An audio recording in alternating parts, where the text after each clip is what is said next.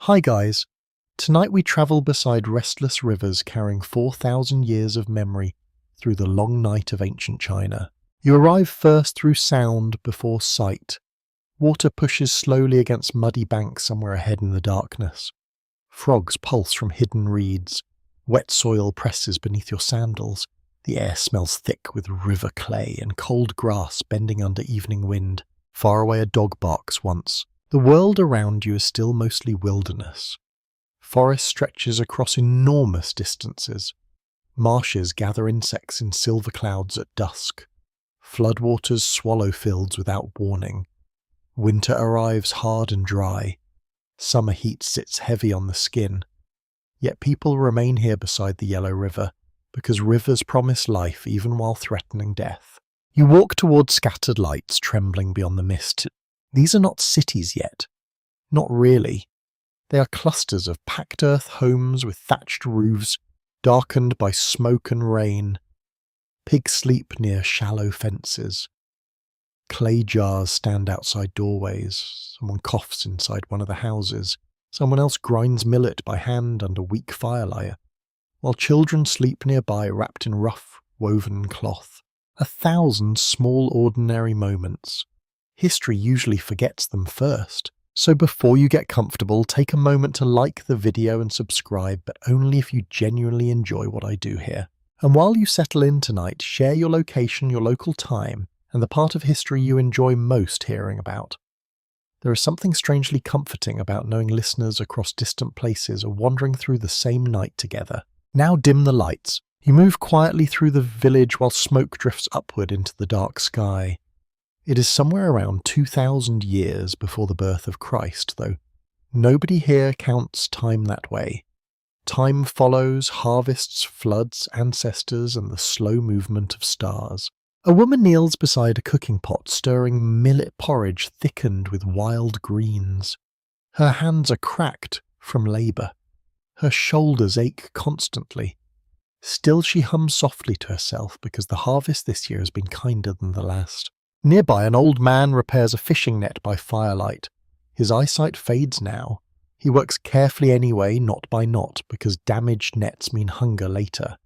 A child watches him with complete seriousness, as if observing sacred wisdom. In a way, perhaps it is sacred wisdom. Entire lives depend on remembering small practical things. How to mend rope. How to store grain. How to survive winter. Civilization often begins with people simply refusing to disappear. The river nearby glimmers under moonlight, beautiful from a distance, deadly up close. The Yellow River will later become famous for both nourishing and drowning millions. Historians sometimes call it China's sorrow. Tonight it feels almost alive beside you, breathing softly through darkness. Early communities along these rivers slowly learn cooperation because survival leaves little choice. One family alone cannot always resist floodwaters. One farmer alone cannot clear enough land quickly. So villages gather together for irrigation, planting, defense, and ritual. Shared labor becomes shared identity. You begin to feel the first fragile outline of something larger than survival. Inside another house, smoke curls painfully against the ceiling. A young mother rocks her son while fever burns through his small body. There are no physicians here in the modern sense, only herbs, prayers, and experience passed through generations. Sometimes children recover, sometimes they do not. Ancient life contains constant closeness with death, not dramatic closeness, familiar closeness. People wait beside it every morning, yet there is warmth here too, human warmth. Laughter occasionally breaks through exhaustion. During festivals, villagers drink fermented rice wine and dance awkwardly beneath hanging lanterns. Couples fall in love while carrying water buckets together. Grandparents tell stories beside fires about spirits hidden in mountains and dragons sleeping beneath rivers. You can almost hear those voices now beneath the insects and moving water. Archaeologists today uncover fragments from these forgotten worlds. Painted pottery buried under collapsed homes. Bone tools worn smooth by hands long vanished. Tiny carved ornaments resting beside ancient graves. Evidence of ordinary tenderness survives in surprising ways. One burial contains a child laid carefully beside a small clay toy. Another contains shells gathered from distant places, carried hundreds of miles simply because someone found them beautiful. History is rarely only kings and armies. Most of history is people trying gently to care for one another before darkness arrives. As centuries pass, villages grow larger along the Yellow River basin. Farming improves, millet fields spread wider. Domesticated animals become more common. Communities trade tools, pottery, and jade ornaments across increasing distances. Rituals become more formal. Leaders emerge gradually through warfare prestige and inherited influence. Nobody announces the beginning of civilization while it happens. No trumpet sounds across the valleys declaring history has officially started. Instead, it arrives quietly through accumulation. A stronger wall here, better irrigation there, a burial ceremony becoming more elaborate, a village becoming a town, a local leader becoming a ruler. You walk farther east where the river bends through low fog before dawn. Workers carry baskets of earth to strengthen flood barriers. Their legs sink deep into mud. Mosquitoes gather around sweating faces. Nobody enjoys this work, yet without barriers the river may erase everything by the next season. That tension will define Chinese history for thousands of years. Human order against natural chaos, again and again. Somewhere nearby, a young boy watches older workers from the riverbank. He cannot yet lift heavy baskets, so he imitates them with a smaller woven container proudly carrying tiny amounts of dirt while adults smile despite exhaustion. It is a small scene, completely unimportant to official history, and somehow it matters enormously, because empires are eventually built from children learning where they belong. The sky slowly lightens now, with pale blue along the horizon. Morning birds stir inside reeds. Smoke rises once more from cooking fires. Another day begins beside the Yellow River. You feel the strange quiet weight of beginnings. No emperors yet. No great walls stretching across mountains. No vast palaces glowing with lantern light. Only rivers, mud, fragile villages, tired people, and the stubborn human belief that tomorrow might still be worth preparing for. The first dynasties are still waiting beyond the horizon, but already the land remembers them coming. Night deepens over northern China as centuries pass almost invisibly around you. The villages beside the Yellow River no longer feel temporary now. Walls rise thicker from packed earth. Granaries stand guarded against theft and hunger. Paths between settlements harden into roads marked by wagon ruts and hoof prints. Smoke drifts upward from larger clusters of homes where thousands of people live beneath the authority of kings whose names will survive long after their bones disappear. You arrive during the Shang Dynasty. The air smells different here. Hot bronze, charcoal smoke, wet leather drying after rain. Metalworkers labour through the night inside glowing foundries where furnaces roar like living creatures. Their faces shine with sweat beneath flickering firelight. Molten bonds pours carefully into clay moulds carrying the shape of ritual vessels, weapons, and ceremonial bells. One mistake can ruin weeks of labour. One crack in cooling metal can invite punishment. A young apprentice stands trembling beside his master while sparks drift upward into darkness like orange insects. The master says little, he simply watches the bronze cool. The Shang kings rule through power, warfare, and communication with ancestors. The living and the dead exist close together in this world, perhaps closer than comfort allows. Royal families believe departed ancestors influence harvests, victories, storms, illnesses, and political stability itself. Nothing important happens without ritual. You enter a royal compound before dawn. Guards stand silent beneath torchlight, gripping bronze-tipped spears. Somewhere deeper inside the palace, musicians rehearse slow ceremonial rhythms using drums stretched with animal hide. Their steady beat echoes through wooden halls like a distant heartbeat. The king prepares for divination. A court diviner kneels before a fire holding polished oracle bones carved from ox shoulder blades and turtle shells. Questions are inscribed carefully onto their surfaces. Will the harvest succeed? Should the army march east? Will the queen survive childbirth? Heat touches the bone until cracks appear across its surface. The diviner studies those fractures closely while attendants wait without breathing. To modern eyes, the ritual may feel strange, yet here it carries enormous emotional weight. Entire political decisions rest upon these moments of interpretation, and strangely enough, these oracle bones will become one of the earliest surviving forms of Chinese writing. History often survives through anxiety. Outside the palace walls, ordinary life continues with exhausting regularity. Farmers rise before sunrise to tend millet and wheat fields damp with morning mist. Their clothing hangs rough against the skin, their backs ache constantly from bending over soil. Tax obligations grow heavier as royal authority expands. Still, families gather together during evening meals beneath weak oil lamps. Someone laughs at a neighbour slipping into muddy water earlier that day. Someone complains about stubborn pigs escaping fences again. A grandmother quietly removes fish bones from her grandson's bowl before he notices. Even inside powerful dynasties, human tenderness survives in corners. Rain begins falling softly as you move through a market road crowded with traders carrying woven baskets and bundles of animal hides. Dogs wander beneath carts searching for scraps. Children chase each other recklessly through puddles, while exhausted mothers shout warnings. Nobody obeys. You pass a man selling carved jade ornaments. The stone glows pale green beneath lantern light. Jade already carries enormous cultural importance here. More than decoration, more than wealth, it represents purity, endurance, and spiritual protection. A noble woman pauses at the stall touching one polished pendant, carefully as though testing memory itself. Some historians still debate the full reach of Shang authority across ancient China. Power likely shifted unevenly across regions. Local leaders obeyed the king when convenient and resisted when necessary. Ancient kingdoms often appeared stronger in ceremony than reality.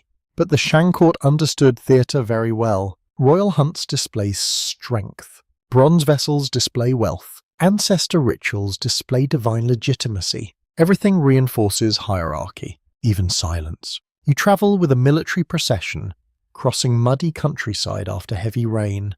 Wheels creak painfully against soaked earth. Horses snort steam into cold morning air. Soldiers wear leather armour reinforced with bronze plates that clatter softly while walking. Many are young, too young perhaps. One soldier carries a small cloth bundle containing dried meat, a bone needle, and a lock of his wife's hair tied with red thread. He checks constantly to ensure it remains safely hidden beneath his armour. War has always travelled beside ordinary longing. The Shang army marches against neighbouring groups accused of disloyalty or rebellion. Warfare during this period can be brutal and deeply personal. Bronze weapons cut horribly. Chariots thunder across open ground. Prisoners may become labourers' sacrifices or servants depending on circumstance. Yet fear moves through both victors and defeated alike. After battle, the silence feels heavier than the fighting itself. You stand later beside a burial pit prepared for an aristocratic funeral. The mood is solemn but not entirely sorrowful. Death here is viewed less as disappearance and more as continuation into another realm requiring servants, tools, weapons, and ritual offerings. Bronze vessels are lowered carefully into the grave. Jade ornaments follow, then human sacrifices. The moment settles heavily in your chest. Ancient civilizations contain extraordinary beauty and terrible cruelty side by side. The Shang dynasty is no exception. Brilliant artistry rises beside ruthless hierarchy. Spiritual devotion exists beside violence accepted as normal political practice. History rarely comforts modern morality. Night falls again over the royal capital. Rainwater drips steadily from roof edges. Somewhere inside palace walls, musicians play slow melodies for noble guests drinking warm millet wine from decorated bronze cups. Their sleeves brush polished wood tables, while servants refill dishes of roasted meat and steamed grain. Outside those walls, labourers sleep crowded together beneath coarse blankets, their hands blistered from construction work finished only hours earlier. Two worlds existing beside each other. both equally human. As centuries move forward, pressures slowly gather around the Shang kingdom. Rival powers strengthen beyond its borders. Political alliances shift unpredictably. Climate fluctuations may worsen harvest failures in some regions.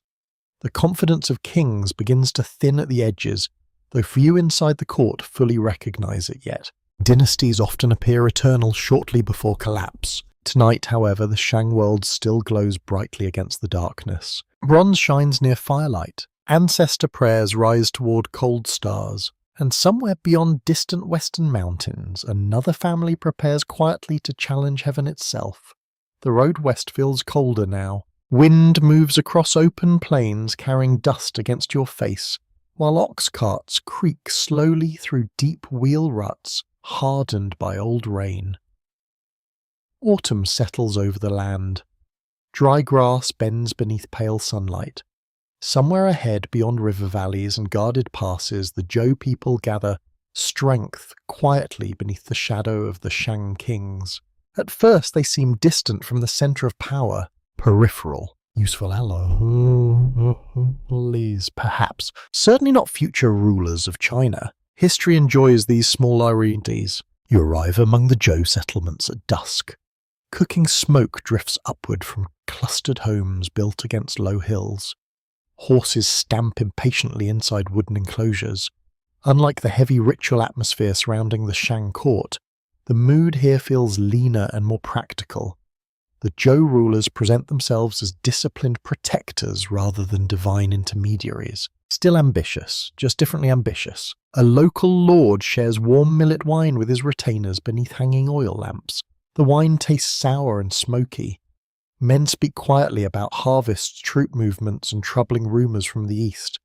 News travels slowly across ancient China, carried by riders, traders, wandering, musicians, and exhausted officials. Yet political tension travels remarkably fast. The Shang kings have grown powerful but also feared. Historical accounts written later by Zhou scholars describe the last Shang ruler as cruel, reckless, and consumed by excess. Historians remain cautious about those stories because victors often rewrite morality afterward. A conquering dynasty rarely describes its enemies as thoughtful administrators unfairly defeated by circumstance. Still, signs of instability appear difficult to ignore. Taxes increase, wars multiply, royal authority hardens into paranoia, and ordinary people notice. You walk through farmland where peasants harvest millet beneath grey skies threatening rain. Their clothes smell of damp straw and sweat. A woman pauses from cutting stalks to straighten her aching back while her young daughter sleeps nearby inside a woven basket. The woman speaks softly about rising labour demands imposed by distant rulers she will never meet. She does not speak politically. Ancient farmers rarely do. She speaks about exhaustion. That alone tells you enough. As years pass, the Zhou rulers shape a powerful moral argument against the Shang. They claim heaven itself has withdrawn support from the old dynasty. Natural disasters, corruption, military failures, and suffering among the people all become evidence that the Shang kings have lost divine favour. This idea changes Chinese history forever. The mandate of heaven, not exactly democracy, certainly not equality, but something surprisingly flexible enters political thought here. A ruler governs only while maintaining moral order beneath heaven. If cruelty and chaos dominate, rebellion may become justified. It is a dangerous concept, and an enduring one. You stand among Zhou soldiers before the decisive conflict at Muye around the 11th century before Christ. Dawn hangs dim and cold across the plain. Horses breathe clouds into the morning air. Leather armour creaks softly while men tighten straps with stiff fingers. Many look frightened. One young soldier whispers a prayer for his mother before gripping his spear harder. Another jokes nervously about wanting hot soup instead of glory. A third simply stares toward the horizon without speaking at all. War strips people down to strange essentials. The Shang army arrive as larger but deeply divided. Some accounts claim enslaved soldiers and conscripted troops refuse wholehearted loyalty to the Shang king during battle. Historians still debate details, but the outcome becomes clear quickly enough. The Zhou forces break through, the Shang Dynasty collapses. A kingdom that once seemed eternal disappears within a single violent day. Afterwards, smoke rises over ruined structures while survivors wander through mud and silence searching for missing relatives. Victory rarely feels clean when seen closely.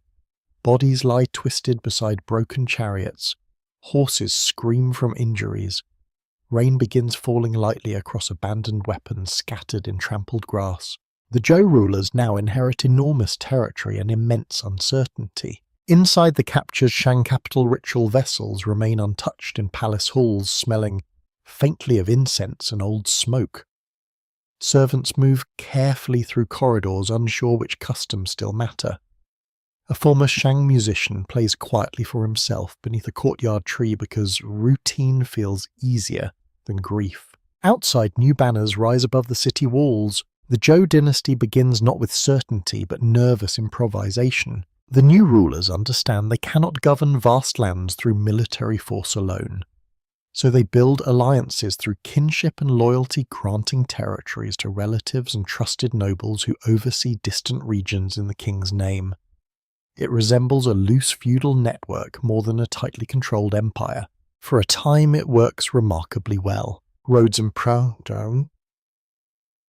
Roads improve, agriculture expands, population grows, bronze craftsmanship flourishes further. Poetry, ritual, and philosophy deepen gradually through generations. You travel eastward, beside an official carrying bamboo records tied carefully with a cord. His hands remain stained with the ink. He complains about endless administrative duties while riding a stubborn horse through cold rain. Bureaucracy already spreads quietly through Chinese civilization like roots beneath soil. Empires run on paperwork long before modern governments exist. At night, nobles gather inside candlelit halls to perform elaborate ancestor ceremonies inherited partly from Shang traditions. Bronze bells ring softly through incense smoke. Silk sleeves brush polished floors. Ritual becomes political language connecting past and present together. Meanwhile, ordinary families continue their older rhythms beyond court life. Children chase chickens through muddy lanes. Fathers repair roof thatching before winter storms arrive. Grandmothers tell stories beside cooking fires while sewing torn clothing by fading light. You begin noticing something important about Chinese history during these centuries. Dynasties rise and fall dramatically, yet everyday survival continues with astonishing persistence. Farmers still wake before dawn. Rivers still flood unexpectedly. Lovers still quarrel. Parents still worry through sleepless nights when children develop fevers. The scale changes. Human nature rarely does. Centuries move forward beneath Zhou rule. The dynasty reaches impressive heights culturally and politically. Yet over time, cracks slowly appear. Regional lords gain increasing independence. Royal authority weakens across distant territories. Court politics grow tangled with rivalry and distrust. The mandate of heaven cuts both ways. A dynasty claiming divine approval can also lose it. Tonight, though, the Zhou world remains mostly stable around you. Music drifts through palace courtyards beneath clear autumn stars. Farmers store grain for winter. Scholars preserve ritual traditions carefully on bamboo slips. And somewhere, perhaps without fully realizing it, China begins thinking seriously about power, morality, and human order in ways that will shape the next 3,000 years. The centuries loosen slowly around you now. What once felt stable begins to fragment like old lacquer, cracking beneath winter cold. The Zhou kings still sit upon ceremonial thrones, still perform ancient rituals beneath hanging bronze bells, still speak of heaven's favour with practiced dignity. But beyond the royal court, power slips steadily outward into the hands of regional lords who command their own armies' taxes and ambitions. The old order remains alive, mostly through memory. You travel along muddy roads crowded with refugees carrying bundles wrapped in faded cloth. Ox carts lean under sacks of grain and sleeping children. Rainwater pools in deep ruts beside broken milestones. Entire families move from one territory to another, searching for safer harvests or kinder rulers. Nobody fully trusts tomorrow anymore. This is the age later remembered as the Spring and Autumn period, followed by the Warring States era. Beautiful names for deeply anxious centuries. At dusk you arrive in a walled town, trembling with tension. Guards inspect travellers carefully before opening heavy wooden gates. The smell of wet straw, horse manure and wood smoke hangs thick inside narrow streets. Merchants still sell noodles from steaming pots. Blacksmiths still hammer glowing iron into tools and weapons. Life continues stubbornly, even while kingdoms prepare endlessly for war. Especially during war, a tavern owner wipes cups with tired hands while quietly listening to travellers exchange rumours near the fire. One state has formed a new alliance. Another has executed several ministers after accusations of treason. A third now trains soldiers using unfamiliar cavalry tactics learned from northern riders. Every conversation contains politics now. Not because people enjoy politics, but because politics increasingly determines whether villages survive winter. Iron tools spread widely during these centuries, transforming agriculture and warfare alike.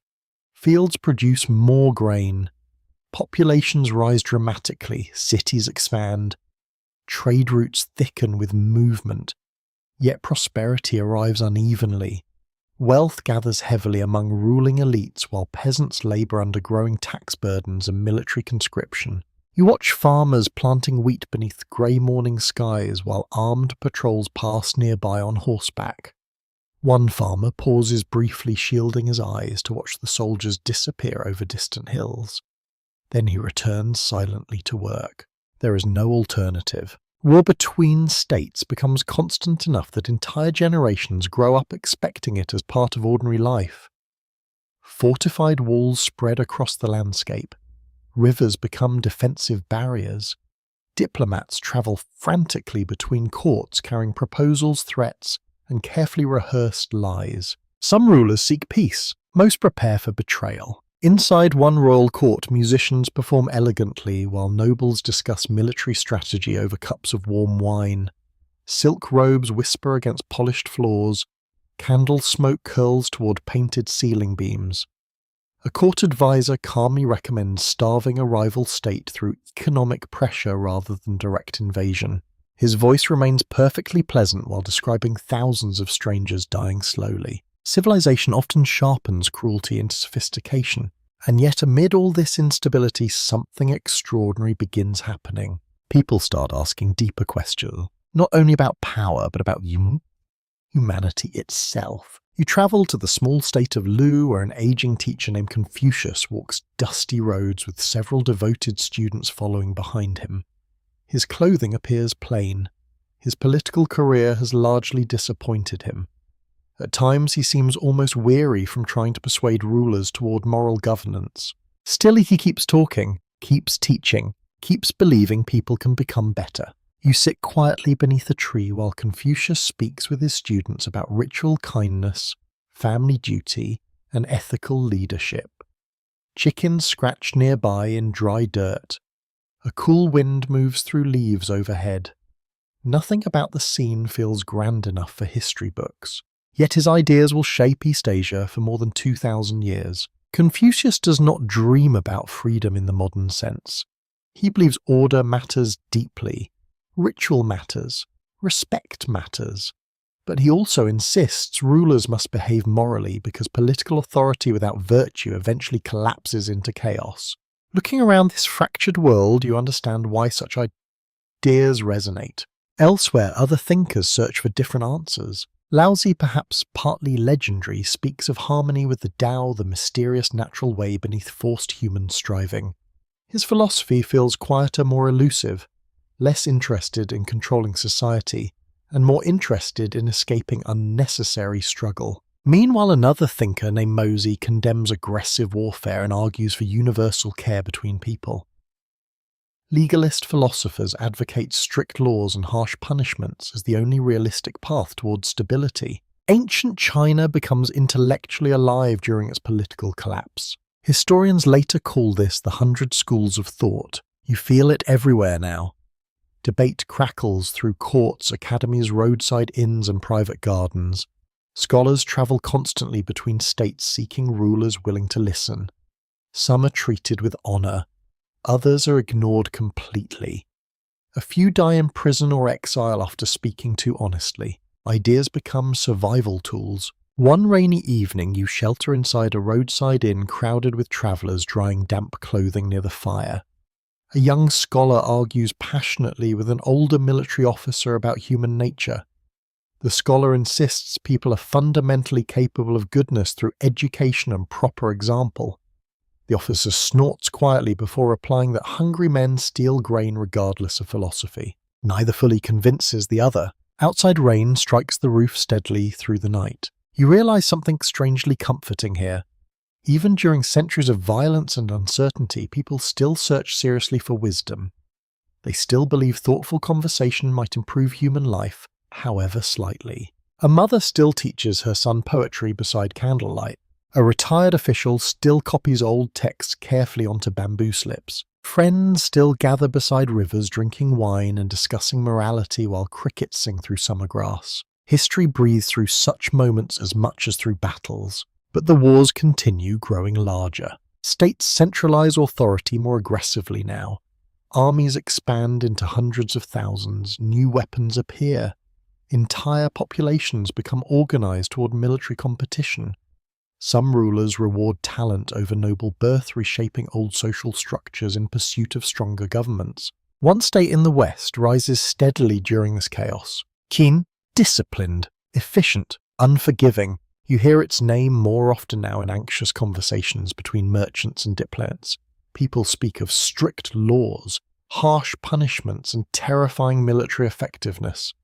Some admire Qin's strength, others fear it deeply. Both reactions are understandable. Tonight, though, you remain beside a quiet roadside fire, listening to distant thunder beyond the hills. Around you, travelers sleep wrapped in cloaks, smelling faintly of rain and horse sweat. Somewhere in the darkness, another army marches beneath cold stars. And somewhere else, philosophers continue arguing gently about how human beings should live together, before dawn arrives again.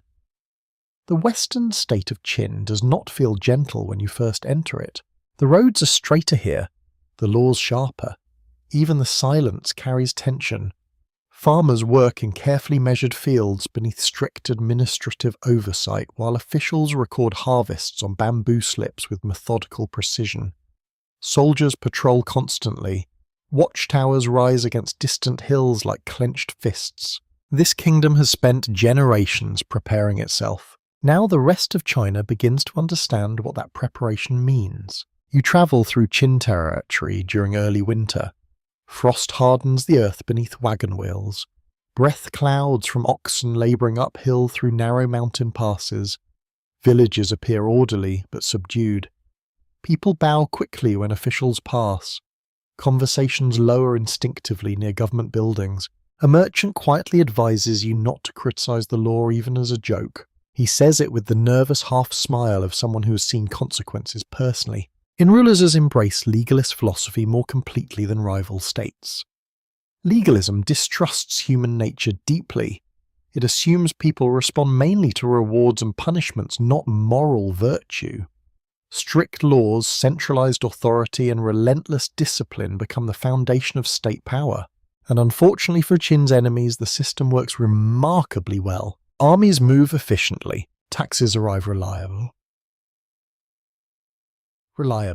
Infrastructure expands rapidly, while rival kingdoms struggle through political infighting. Qin grows harder and more unified each year. Then in 259 before Christ, a child is born amid this atmosphere of ambition and control.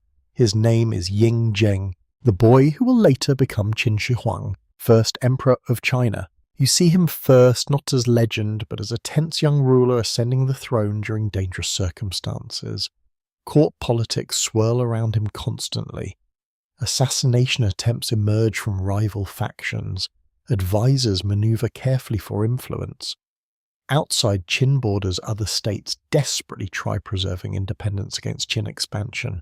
No one trusts anyone fully anymore. Inside the royal palace at Xianyang, candlelight flickers across lacquered walls while ministers debate military campaigns deep into the night. Maps lie unrolled across low wooden tables marked with rivers, roads, and enemy fortifications. Messengers arrive breathless from distant fronts carrying updates sealed with mud and cord. The young king listens carefully, rarely smiling, always calculating. One famous story describes an assassin sent from the state of Yuan attempting to kill Yingzheng during a diplomatic audience. Accounts differ in details, as ancient stories often do, but the image survives vividly. A hidden dagger, a desperate struggle around palace pillars, courtiers frozen between terror and protocol. The assassination fails. Afterward, the king becomes even more suspicious. Power often narrows human trust until almost nothing remains. Outside the palace, ordinary people feel the growing weight of Qin ambition. Massive labour demands pull peasants from farms to build roads, canals, fortifications, and military supply systems. Families separate for months or years. Many labourers never return home at all. You walk beside one construction column, moving north through bitter wind. Men carry wooden tools over shoulders, rubbed raw from travel. Their clothing hangs stiff with dried mud. One labourer limps badly but continues walking because falling behind risks punishment. At night they sleep crowded beside weak fires, eating coarse-grained porridge from cracked bowls. Empires consume enormous amounts of human exhaustion, yet Qin victories continue relentlessly. One by one, rival states collapse beneath disciplined military campaigns. Han falls first, then Zhao, then Wei Chu Yan, and finally Qi. Decades of warfare end through conquest rather than peace. By 221 before Christ, for the first time in recorded history, China stands politically unified under one ruler. Yingzheng gives himself a new title, Qin Shi Huang, first emperor. The old world of competing kingdoms disappears almost overnight. You stand inside the imperial capital during celebrations following unification. Bronze bells ring through crowded streets. Officials kneel in formal rows wearing black ceremonial robes. Soldiers parade beneath banners snapping sharply in cold wind. Drums thunder against palace walls while crowds watch with uncertain fascination. Some people feel pride, others feel fear. Most feel both simultaneously. Qin Shi Huang immediately begins reshaping China on a scale never attempted before. Weights and measures become standardized. Currency becomes unified. Written script becomes regulated across regions. Roads spread outward from the capital like veins through the empire. Administrative efficiency replaces older feudal loyalties. The emperor intends permanence. You travel along one newly built imperial road stretching across dry northern plains. Wagons move faster now. Couriers deliver orders more efficiently. Traders reach distant markets previously isolated by geography and politics. For ordinary people, unification creates both opportunity and surveillance. The state sees farther than ever before. One evening, you share shelter with a government clerk copying census records by lamplight. Ink stains his fingers black. He complains quietly about endless paperwork while sipping thin rice wine. Then he lowers his voice further and mentions rumours spreading through the empire. Books burned, scholars arrested. The emperor fears dissent. Historians still debate the full extent of Qin intellectual repression, but evidence suggests Qin Shi Huang aggressively targeted writings and philosophies challenging state authority. Confucian scholars especially become vulnerable under legalist rule. Knowledge itself starts feeling politically dangerous. Meanwhile, massive construction projects expand across the empire. Existing northern walls built by earlier states become connected and strengthened into early forms of what later generations call the Great Wall. Labour conditions remain brutal. Cold wind tears across mountain ridges, while workers haul stone and packed earth through exhausting terrain. You stand atop one frontier wall section during snowfall. Guards wrap themselves in wool cloaks against the freezing night. Below them stretches open wilderness fading into darkness. Somewhere beyond lie nomadic groups feared by settled Chinese kingdoms for generations. An older soldier beside you rubs warmth into his hands and mutters that walls keep enemies out only until someone inside opens the gate. Then he laughs softly at his own cynicism. Even under powerful emperors, ordinary people remain observant. As Qin Shi Huang ages, his obsession with immortality deepens. He sends expeditions searching for magical elixirs in distant lands promising eternal life. Court physicians mix dangerous substances, including mercury compounds believed to preserve vitality. Ironically, these treatments may worsen his decline. You feel sadness around him now, despite his immense power. The emperor who unified China trusts almost nobody. He travels constantly between palaces seeking security. Fear follows him everywhere like a second shadow. History remembers his greatness clearly. It also remembers his loneliness. After his death in 210 before Christ, the empire begins unraveling with shocking speed. Rebellions ignite across exhausted provinces. Harsh laws that once enforced stability now fuel hatred. Court conspiracies multiply. Armies defect. Dynasties built through fear often collapse through accumulated resentment. Tonight, however, the first emperor still rides beneath guarded banners across moonlit roads, believing his empire might last forever. Behind him stretches a newly unified China. Before him waits history itself. The Qin Empire collapses like a tree rotted quietly from within. At first, the fall feels distant. A rebellion here, a mutiny there. Rumours drifting along muddy roads beside frightened travellers. Then suddenly the entire structure gives way. Officials abandon posts, garrisons defect, former peasants seize weapons.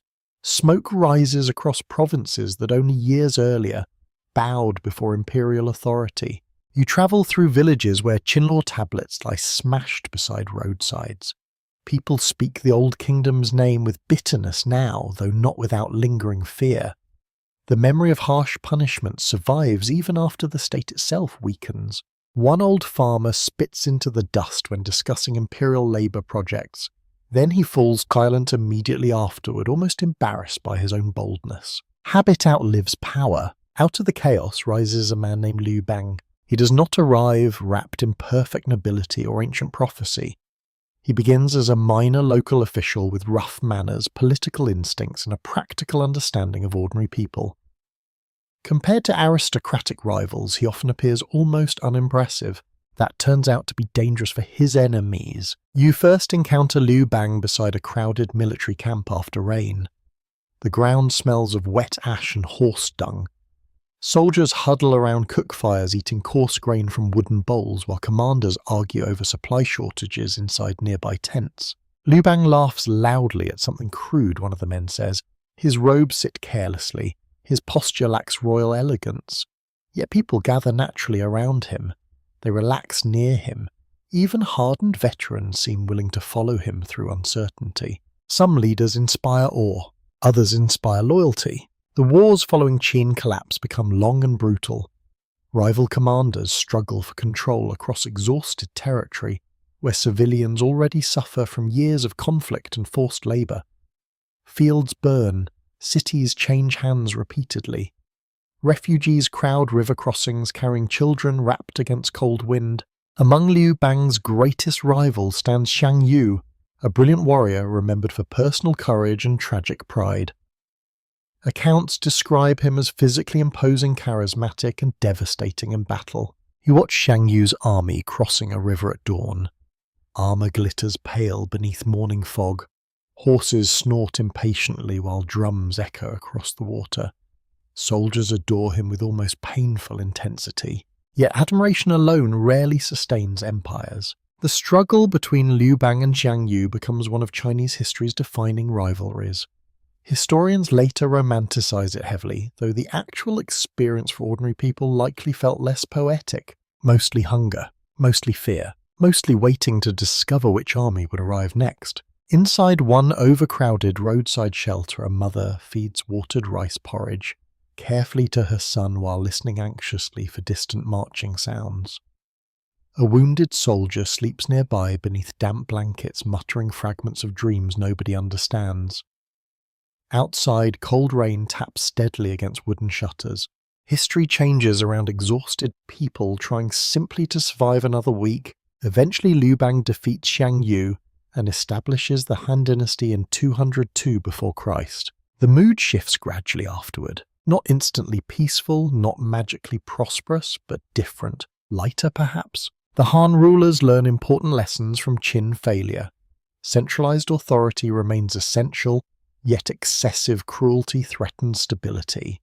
Harsh legalist methods soften somewhat beneath Confucian ideals, emphasizing moral governance, education, and proper social relationships. Practicality blends with philosophy. The empire breathes again. You arrive in the growing Han capital, where wide avenues fill with merchants, scholars, laborers, officials, and wandering entertainers. Market stalls overflow with grain, silk, dried fish, pottery, medicinal herbs, and carved wooden toys for children.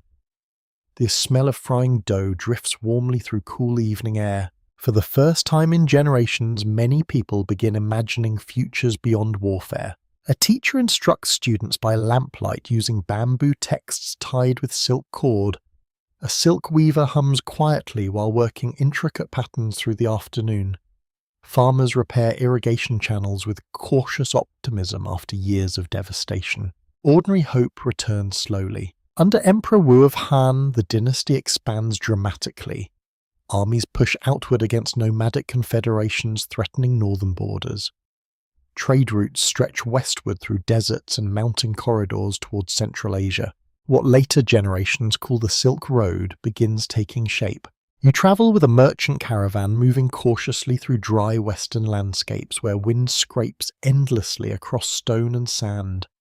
Camels groan beneath heavy loads wrapped in wool and leather. At night, travellers gather close beside fires while cold stars burn above the desert. One merchant carries silk, another carries lacquerware. A third carries stories from distant lands nobody fully believes. Trade changes more than economies. It changes imagination. Chinese silk reaches foreign kingdoms astonishingly far away. Horses from Central Asia arrive prized for strength and endurance. Buddhism slowly begins travelling east along these routes, though its deeper influence still waits ahead. Inside Han City's prosperity grows unevenly but visibly. Paper appears in increasingly practical forms, though bamboo slips remain common for official writing. Iron production expands. Agriculture improves further through new tools and techniques. Yet prosperity always carries shadows. Taxes still burden peasants heavily during difficult years. Powerful families accumulate enormous estates. Court politics become increasingly dangerous beneath polished ceremonial order. Eunuchs and officials compete bitterly for influence around the emperor. Human ambition survives every dynasty. One winter evening you walk through palace corridors where candle smoke hangs faintly beneath painted beams. Court officials kneel in formal silence during an imperial audience, while musicians play soft melodies almost too delicate to hear. Beneath the elegance moves constant tension. A single accusation can destroy entire families here. Still, the Han period becomes remembered as a golden age by many later Chinese historians. Stability lasts longer than previous dynasties managed. Cultural identity deepens around shared institutions, classical learning, and imperial administration. Even today, the majority ethnic group in China still calls itself Han.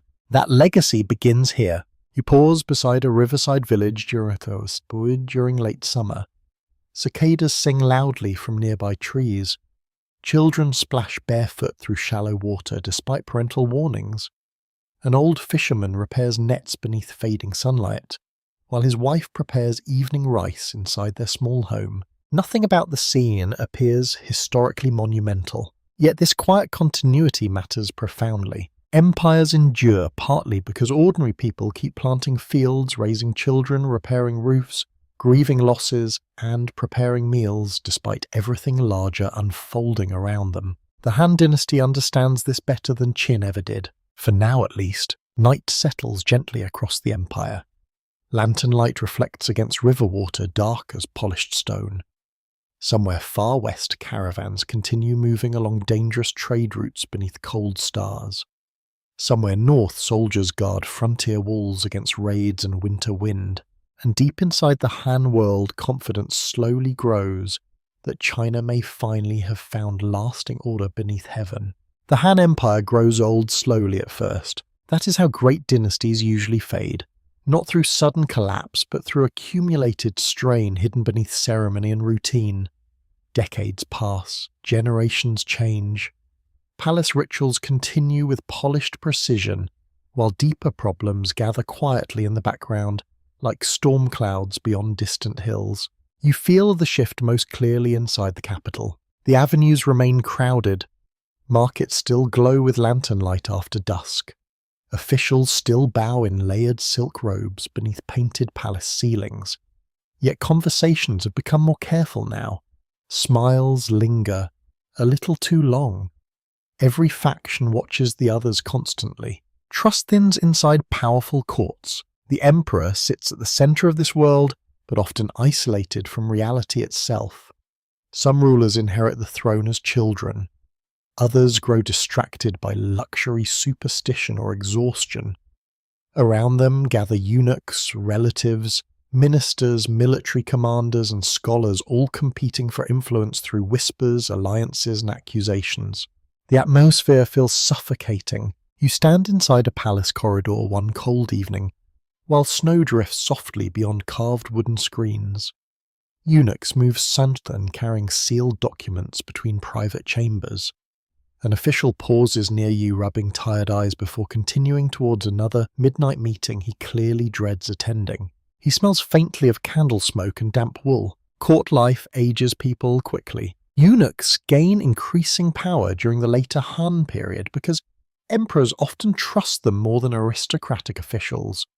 Unable to establish hereditary dynasties themselves, eunuchs seem politically safer at first. But influence creates enemies everywhere. Soon entire factions divide the court. One side accuses the other of corruption. The other responds with arrests, purges, and quiet executions. Meanwhile, ordinary people far from the palace struggle through worsening hardship. Heavy taxes burden farmers already vulnerable to floods, droughts, and crop failures. Wealth concentrates increasingly among powerful landowning families who avoid obligations ordinary peasants cannot escape. Small farmers lose land and drift toward debt or wandering labour. You travel through countryside scarred by poor harvests. Dry wind carries dust across cracked fields where millet should stand taller. Villagers gather near wells, speaking softly about food shortages while trying not to panic their children. A father breaks his own meal in half before handing most of it to his daughter. She notices anyway. That small moment carries more truth about empire than many official records. As frustration spreads, rebellion begins simmering beneath the surface. Secret religious movements attract desperate followers, promising healing justice and cosmic renewal. The most famous becomes the Yellow Turban movement, led by faith healers who preach that the Han dynasty has lost heaven's favour. The phrase spreads rapidly across exhausted provinces. The blue heaven is dead, the yellow heaven will rise. You arrive in one rebel gathering before dawn. Mist hangs low across the fields. Thousands of peasants wear yellow cloth wrapped around their heads while listening to speeches about suffering corruption and coming transformation. Some carry farming tools converted into weapons. Others hold proper spears captured or purchased through hidden networks. Most are frightened. Many are hungry. All are tired of being ignored. When rebellion erupts in 184 after Christ, the empire responds with enormous military force. Fires spread across multiple provinces. Villages become battlefields. Refugees flee in endless columns along muddy roads. Regional generals receive expanded authority to suppress unrest. That decision changes Chinese history permanently, because once local military commanders gain independent armies, they become difficult to control afterward. You ride beside one Han column moving through heavy summer rain toward rebel territory. Armor straps creak against soaked clothing. Horses stumble through mud deep enough to swallow sandals. Soldiers complain quietly about disease spreading through the camp. One young recruit admits he has never travelled farther than his home village before this campaign. Now he marches towards civil war carrying a spear heavier than he expected. The rebellion eventually weakens, but the Han government emerges shattered politically and financially. Court factions continue fighting while regional warlords strengthen themselves through military success. Among them rises a brilliant and deeply controversial figure named Cao Cao. You first encounter Cao Cao during a tense strategy meeting inside a fortified command hall. Rain drums steadily against roof tiles overhead. Oil lamps flicker across maps weighted down by bronze cups and dagger handles. Advisors argue about troop movements, while messengers kneel breathless from recent travel. Cao Cao listens sharply. His eyes miss very little. History remembers him differently depending on who tells the story. Ruthless opportunist, brilliant administrator, cruel tyrant, loyal defender of order. Perhaps all contain some truth. The later romantic tradition will transform him almost into a theatrical villain, but reality feels more complicated. Most powerful people are. Cao Cao understands that the Han Emperor still carries symbolic legitimacy, even while actual authority crumbles. So he brings the Emperor under his protection, effectively controlling the throne while ruling in the Emperor's name. It's both politically clever and emotionally bleak. The Emperor becomes a sacred prisoner. Inside the imperial court, rituals continue despite the surrounding collapse. Musicians still perform ancient ceremonial pieces. Officials still kneel according to tradition. Incense still curls upward before ancestral tablets. Outside the palace walls, however, China fractures rapidly into competing military zones. Bandits roam the countryside. Cities fortify themselves. Families separate during chaotic evacuations. You shelter one night inside an overcrowded farmhouse where several refugee families share limited space beside a weak fire. The room smells of wet clothing, boiled grain, and exhausted silence. An elderly woman quietly recites old Han poems from memory, while children drift towards sleep beside her voice. Nobody interrupts her, perhaps because hearing familiar words feels comforting while everything else changes. The great Han Dynasty, which once seemed capable of lasting forever, now survives mostly through nostalgia and ceremony.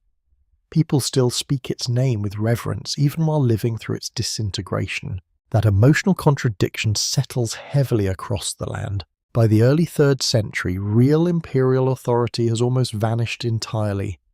Rival warlords maneuver openly for supremacy. Alliances form and collapse with dizzying speed.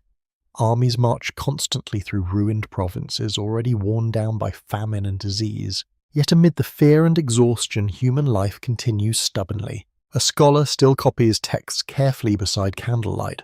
A widow still plants vegetables behind her damaged home. Friends still share rice wine while discussing uncertain rumours beneath autumn rain. China stands at the edge of another transformation now. The old empire fades into memory, and beyond the horizon, 3 kingdoms prepare to struggle for heaven itself.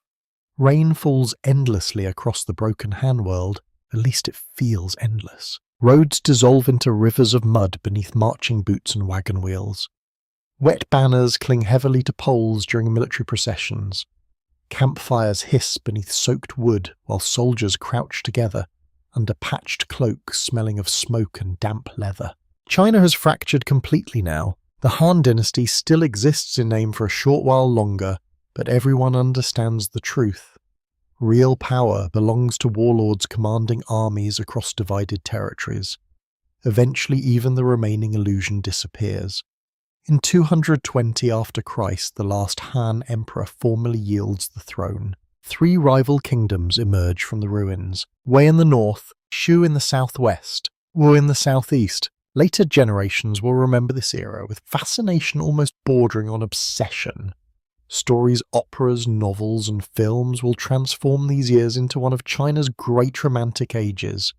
Loyalty, betrayal, strategy, friendship, ambition, impossible battles beneath moonlit skies. Yet living through it feels far less romantic. Mostly cold, mostly hunger, mostly uncertainty stretched across decades. You arrive first in the northern kingdom of Wei, ruled by Cao Cao's son Cao Pi. Administrative discipline remains strong here despite constant military pressure. Granaries operate carefully.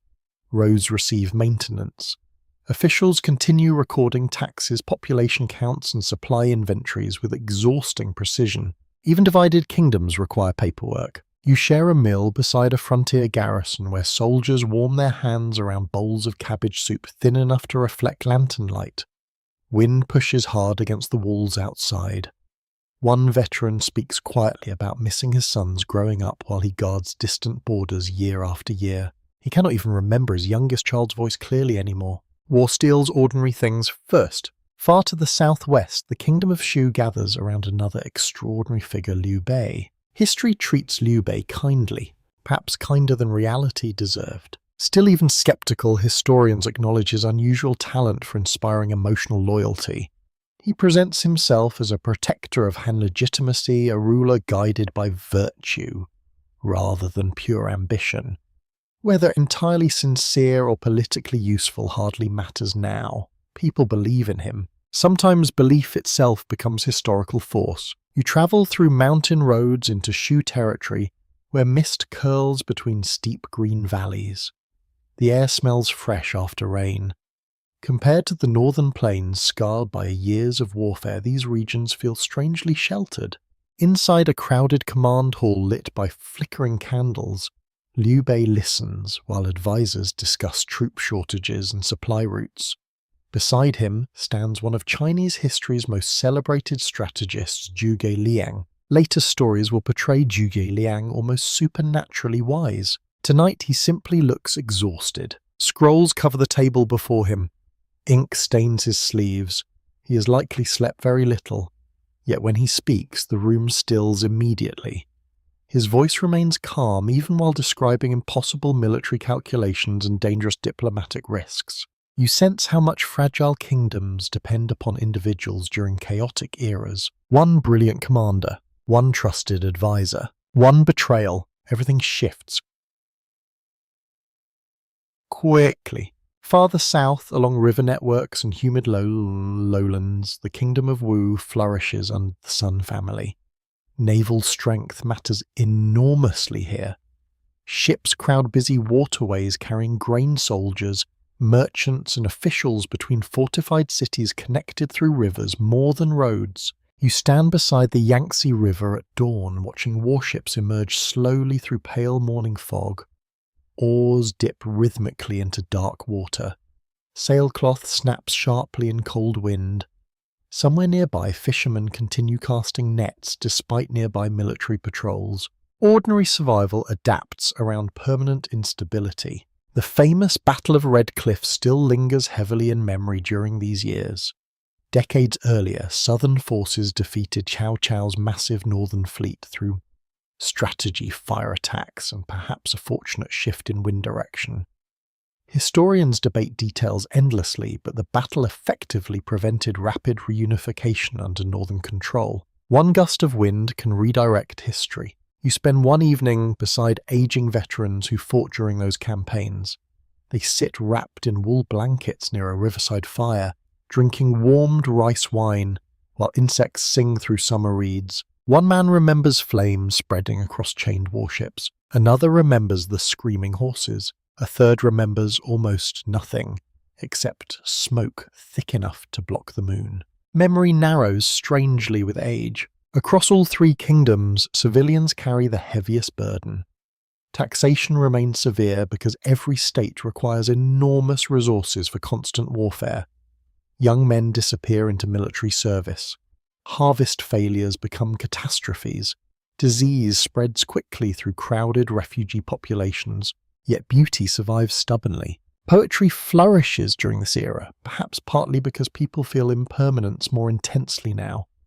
Scholars write about friendship, exile, mortality, rivers flowing beneath ruined fortresses. Music drifts through gardens where nobles gather briefly, forgetting political danger. You pause one autumn night outside a small home where a young woman practices a Qin melody beside open shutters. Candlelight flickers softly across her hands while leaves scrape gently across the courtyard stones outside. For several minutes, the walls disappear. Then distant drums sound from somewhere beyond the city walls. Reality returns immediately. The rivalry between kingdoms stretches onward through campaigns, alliances, betrayals, and exhausting stalemates. Leaders age. Sons inherit unfinished conflicts. Brilliant victories fade into logistical frustration. Entire provinces become drained by decades of military mobilization. Even heroes grow tired eventually. You visit Zhuge Liang late in life during one of his northern campaigns. The camp lies quiet beneath cold stars. Soldiers sleep wrapped tightly against mountain wind while sentries pace slowly beside dying fires. Inside his tent, Zhuge Liang studies maps beneath weak lamplight while coughing into a cloth he quickly hides afterward. The strategist who carried so many hopes now looks painfully thin. History remembers legends. The body remembers exhaustion. When Zhuge Liang dies during campaign, grief spreads deeply through Shu territory. Accounts describe soldiers weeping openly. Whether embellished or not, the emotional truth feels believable. People cling fiercely to competent leadership during unstable times. Eventually, however, all three kingdoms weaken through attrition. Generations raised entirely within war grow accustomed to instability but not immune to its costs. Court intrigues deepen. Resources strain. Ambitious families maneuver constantly beneath official loyalties. The era will end eventually through reunification under the Qin Dynasty. But tonight that future still feels distant. For now, China remains divided beneath endless rain and uncertain skies. Armies continue marching across muddy roads. Scholars continue writing poems beside lonely lamps. Families continue waiting for loved ones who may never return home. And somewhere in the darkness, river water keeps flowing steadily past ruined walls that once belonged to the Han Empire. The wars quiet eventually, though not completely. After generations of bloodshed, the land feels exhausted in a way difficult to describe. Cities survive, but many stand half-emptied. Farmland stretches abandoned beyond village walls. Old fortresses crumble slowly beneath vines and rain. Entire families carry memories shaped by displacement, hunger, and endless uncertainty. Even peace arrives cautiously here. The Qin dynasty briefly reunifies China after the Three Kingdoms era, but stability proves fragile. Court rivalries return almost immediately. Princes fight one another for influence. Northern frontiers weaken. Nomadic groups and migrating peoples move southward into territories once firmly controlled by Han rulers. The old political order dissolves again. You travel through northern China during these chaotic centuries. Smoke rises from distant settlements burned during recent fighting. Refugee columns move steadily along muddy roads, carrying bedding cooking pots, ancestral tablets, whatever fragments of home remain portable. One elderly man carries only books wrapped carefully against rain. Nothing else. That detail stays with you for a long time. Historians later call this era the 16 Kingdoms and the Northern and Southern Dynasties period. The names sound orderly enough written on paper centuries later. Living through it feels far less organized. Kingdoms appear and vanish rapidly. Alliances collapse. Armies cross territories repeatedly. And amid all this instability, another quiet transformation spreads across China. Buddhism arrives more deeply now. At first, the religion travelled gradually along trade routes from India and Central Asia. Merchants carried sutras beside silken spices. Monks crossed dangerous mountain passes seeking translation work and patronage. Foreign ideas entered Chinese cities slowly, almost invisibly. Now Buddhism begins taking root emotionally. You climb a mountain path toward a monastery hidden among pine forests and greystone cliffs. Mist drifts through the trees. Bells sound faintly somewhere above. The air smells clean after rain, carrying traces of incense and damp earth. After so much warfare, the silence feels almost shocking. A monk sweeps fallen leaves from stone steps with calm, repetitive movements. Another copies Buddhist scriptures carefully onto paper beneath open windows overlooking distant valleys. Their robes brush softly against the floor while wind moves through hanging lanterns nearby. No one hurries here. That alone feels revolutionary. Many Chinese people, exhausted by generations of violence and political collapse, find comfort in Buddhist teachings about suffering impermanence, compassion and spiritual liberation. The religion does not replace older traditions entirely. Confucian values remain powerful. Taoist beliefs continue shaping daily life. Instead, Chinese civilization absorbs Buddhism, gradually reshaping it in return. You sit beside a traveling monk during evening rain inside a roadside shelter crowded with merchants and refugees. The monk's sandals are nearly worn through. His face looks weathered from long journeys across difficult terrain. Yet his voice remains gentle while explaining ideas about attachment and suffering to a grieving widow who recently lost her husband during fighting. He does not offer easy reassurance, only presence. Sometimes that matters more. Meanwhile, northern China transforms culturally through interaction between Han Chinese populations and non-Han ruling groups, establishing kingdoms across the region. Historians once described these centuries too simply as barbarian invasions overwhelming Chinese civilization. Modern scholarship paints a far more complicated picture. Cultures blend, languages mix, military traditions evolve. Intermarriage spreads gradually despite prejudice and political tension. Identity becomes fluid in ways later dynasties often tried to simplify afterward. You enter one northern court where mounted cavalry officers from steppe tradition stand beside Confucian scholars in flowing robes. The room smells of horse leather ink and cedar smoke. Different customs overlap awkwardly but undeniably. A musician performs melodies influenced by Central Asian rhythms unfamiliar to older Chinese ears. Some listeners seem fascinated, others deeply uncomfortable. History often sounds like this before it looks different. Farther south, Chinese elites fleeing northern warfare establish refined courts along the Yangtze River basin. Southern cities grow wealthier and culturally vibrant as migration reshapes the region permanently. You arrive in Jiangkang, one of the southern capitals, during late spring. Willow branches bend over canals reflecting pale afternoon sunlight. Scholars gather inside elegant gardens discussing poetry while servants pour warm wine into porcelain cups thin as eggshells. The atmosphere feels fragile, though. Everyone knows northern armies may eventually march south again. Impermanence sharpens beauty. One evening a poet recites verses beside lantern light while distant thunder rolls across the river. Guests fall quiet afterward. Not because the poem is perfect, but because it captures something painfully familiar about their age. Homesickness, loss, the feeling of civilization balancing uncertainly above chaos. Meanwhile, Buddhist monasteries continue expanding across mountains, forests, and cities alike. Some become major centers of learning, charity, translation, and artistic production.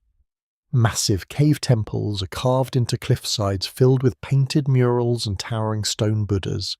You enter one cave sanctuary lit only by flickering oil lamps. Shadows move gently across painted walls showing serene faces.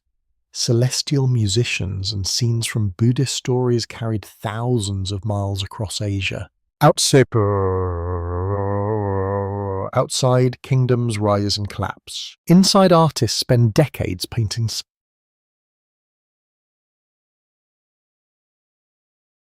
The contrast feels almost unreal. Still, Buddhism's growing influence does not arrive without resistance. Some Confucian scholars criticize monastic life as socially disruptive because monks withdraw from family obligations and state service.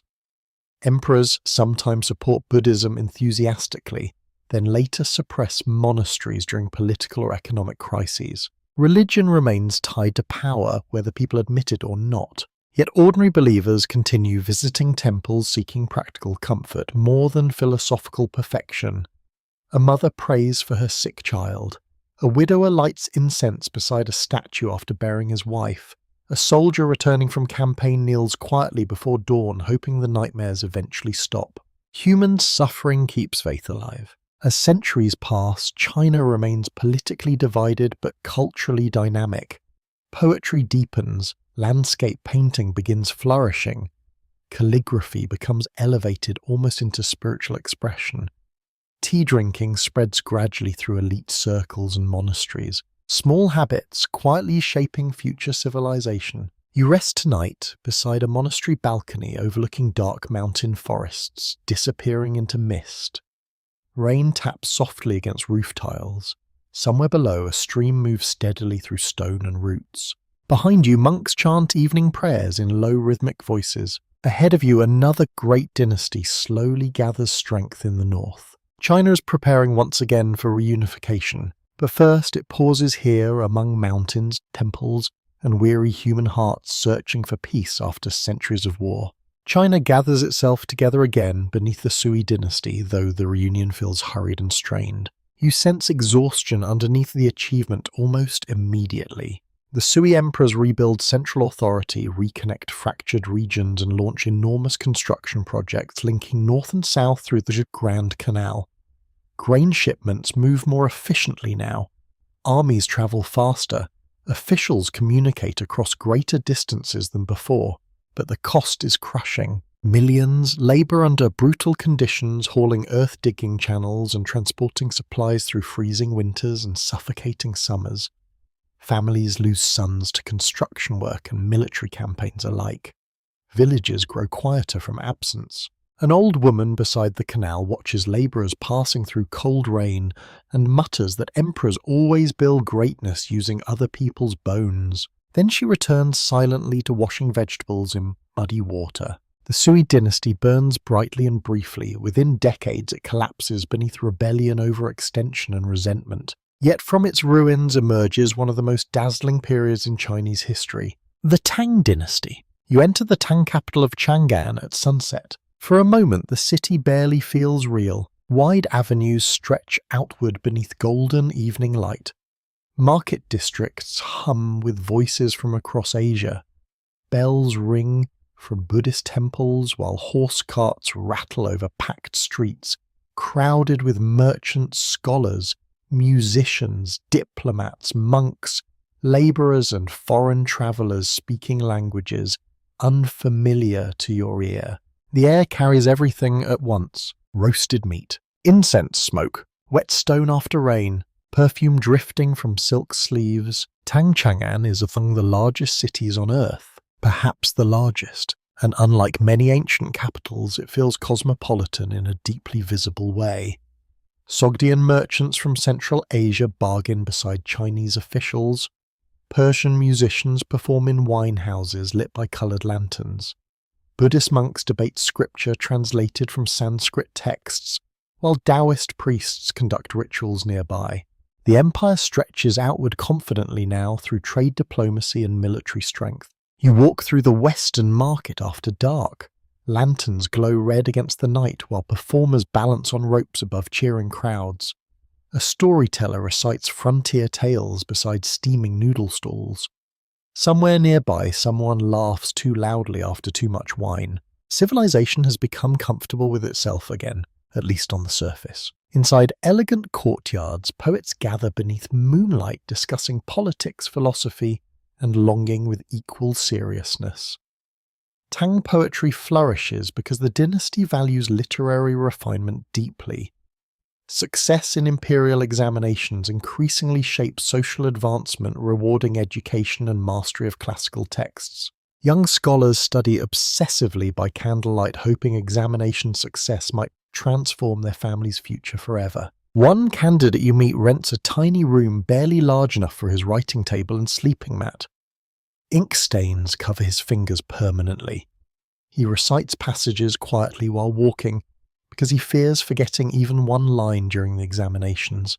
Outside his window, spring rain taps softly against bamboo. Inside, anxiety never fully leaves him. The imperial examination system does not create equality despite later romantic descriptions. Wealthy families still possess major advantages through tutors' connections and leisure time for study. Yet the examinations allow at least some movement based on learning rather than pure aristocratic birth. Ideas matter here. Words matter. A beautifully written essay might alter an entire life. At the centre of this magnificent world stands the Tang court itself. The emperors rule from palace compounds vast enough to resemble small cities. Silk banners ripple above tiled rooftops. Court musicians rehearse complex compositions using flutes, drums, and stringed instruments carried through centuries of cultural exchange. You stand among officials waiting for an imperial audience before dawn. Frost whitens the stone courtyards beneath pale morning light. Sleeves rustle softly, breath hangs visible in cold air. No one speaks above a whisper. Power still inspires fear no matter how refined the civilization becomes. One of the most extraordinary figures of the Tang era is Wu Zetian, the only woman in Chinese history to rule officially as emperor in her own name. Her rise unsettles traditional Confucian expectations profoundly. You first glimpse her court during an evening ceremony, illuminated by hundreds of oil lamps reflected across polished floors. Ministers kneel formally while musicians perform slow ceremonial pieces. Wu Zetian listens with composed stillness difficult to interpret.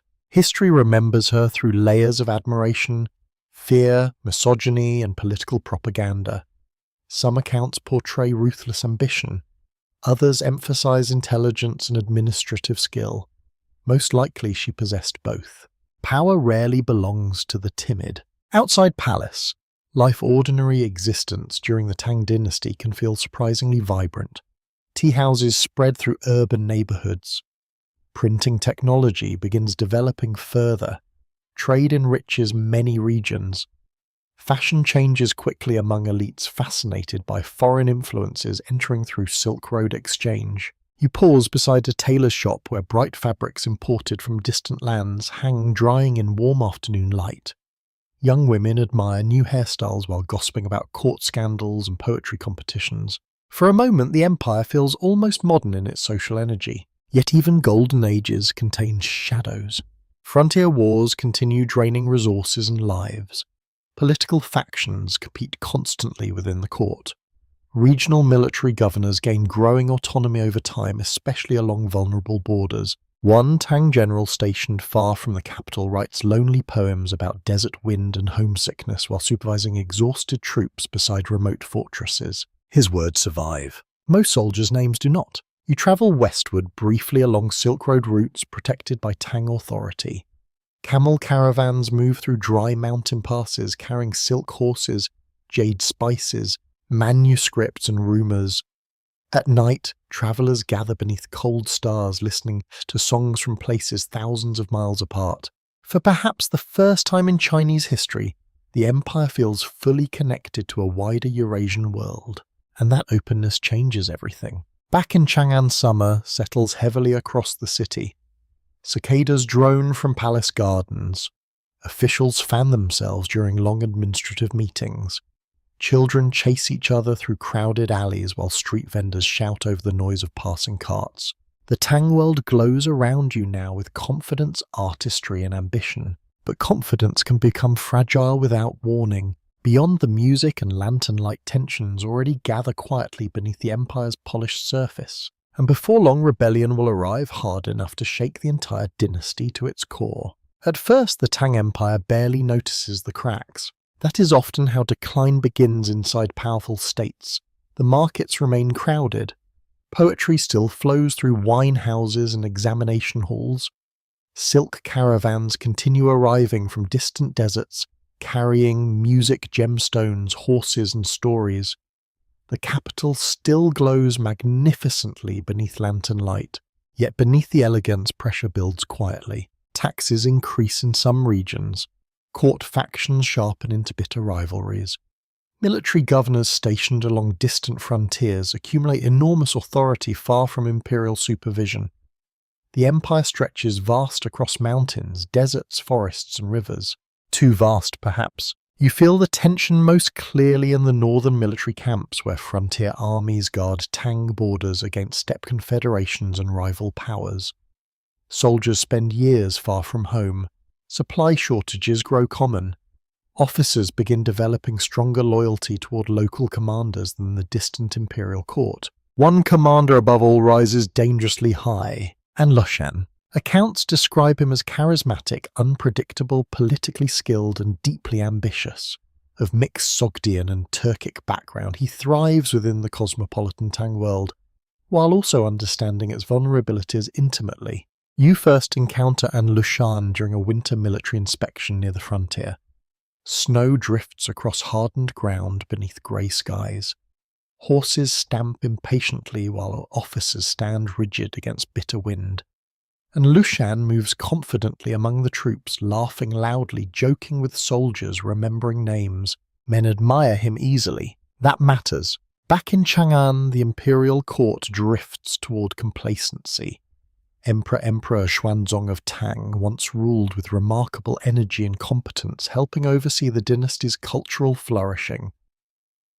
But age softens discipline. Court politics become increasingly dominated by favourites and rival factions.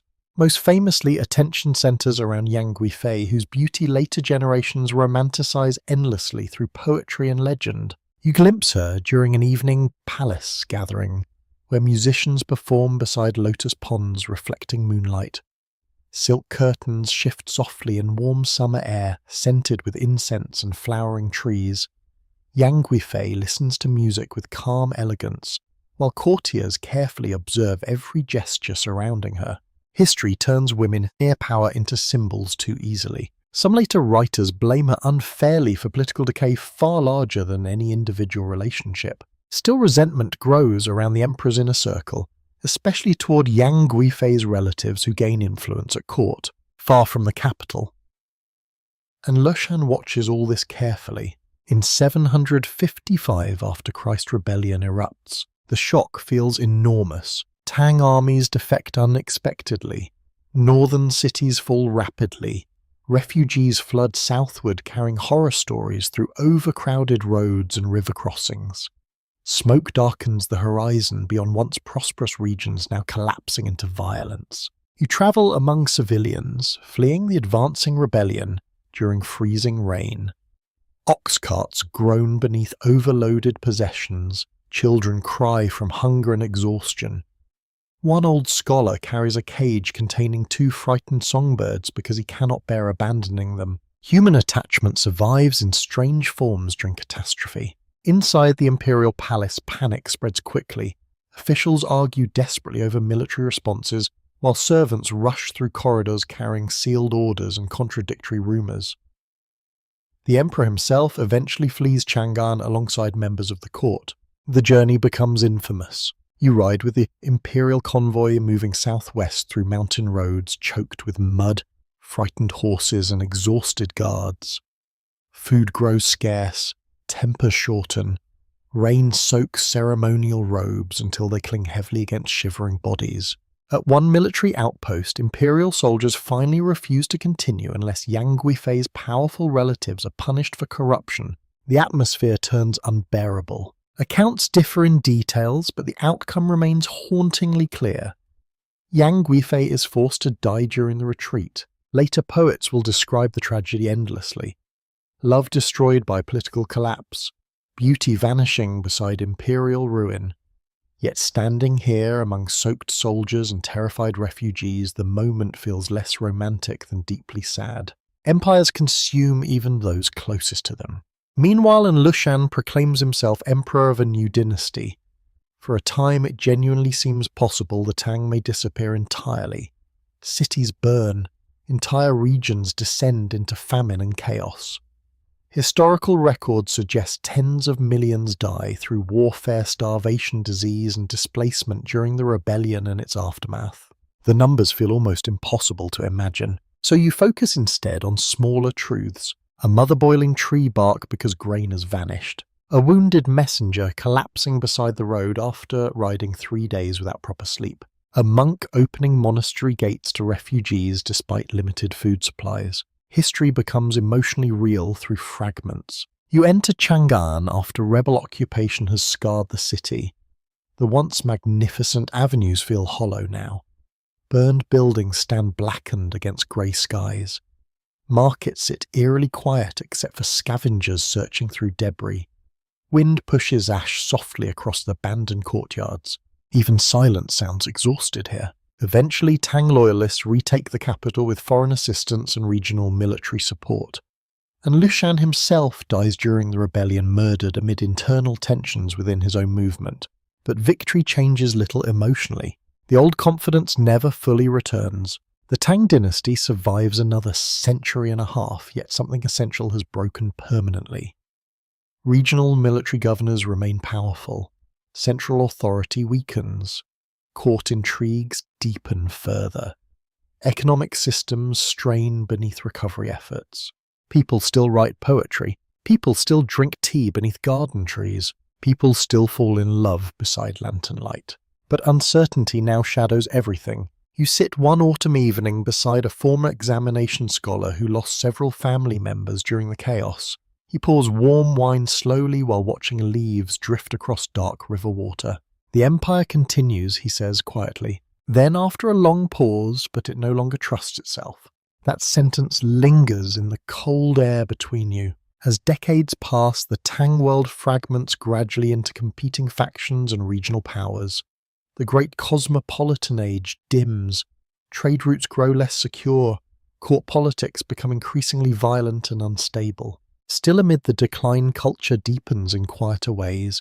Pain often sharpens reflection. Poets write more intimately now about loneliness, impermanence, ruined cities and aging. Monks copy sutras by candlelight while hearing distant reports of new uprisings. Farmers rebuild flood barriers because rivers ignore political collapse entirely. Life continues. It always does. Tonight rain falls softly over the wounded Tang Empire.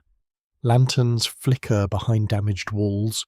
Somewhere beyond the darkness, another cycle of division waits patiently to begin again. After the Tang dynasty finally collapses, China fractures once more into smaller kingdoms and competing regimes. The pattern feels painfully familiar now. Warlords seize territory. Courts rise and vanish. Armies march through provinces already tired of feeding them. Historians later call this unsettled period the 5 Dynasties and 10 Kingdoms era, though people living through it likely experienced mostly confusion rather than tidy historical labels. Yet something different is quietly developing beneath the instability. Military aristocrats still matter, but scholar officials and civil administration begin gaining deeper importance. Intellectual life continues strengthening, even while political borders shift repeatedly. China is learning to survive fragmentation without completely losing itself. Eventually in 960 after Christ, a military commander named Emperor Taizu of Song reunifies much of the country and establishes the Song dynasty. The atmosphere changes almost immediately. Not calmer exactly, but more thoughtful. You enter the Song capital during early morning fog. Street vendors already prepare breakfast beneath hanging lanterns, fading slowly against the pale sky. Steam rises from bamboo baskets filled with dumplings. Porters hurry through crowded avenues carrying bolts of silk baskets of vegetables, stacks of printed books. The city feels intensely alive. Song China becomes one of the most commercially dynamic societies the world has yet seen. Markets expand enormously. Urban populations swell, trade networks spread through rivers, canals, and coastal routes crowded with merchant ships. And everywhere you go, people seem busy. Not marching, not fleeing, working, building, selling, studying. The shift feels almost startling after centuries dominated by military collapse and frontier warfare. You walk through a marketplace where shop signs hang brightly above narrow streets packed shoulder to shoulder with customers.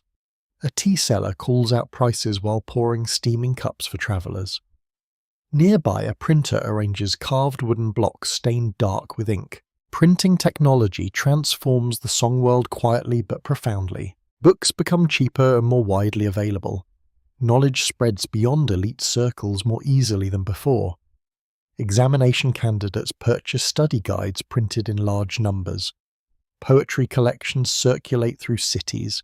Calendars, religious texts, and practical manuals reach ordinary households. A bookseller jokes that scholars now multiply faster than mosquitoes near the canal. He does not entirely sound pleased about it.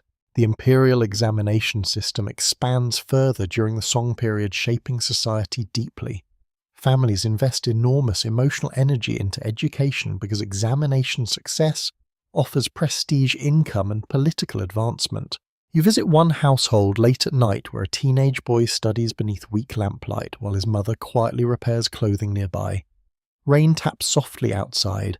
The room smells faintly of ink, oil, smoke, and damp paper.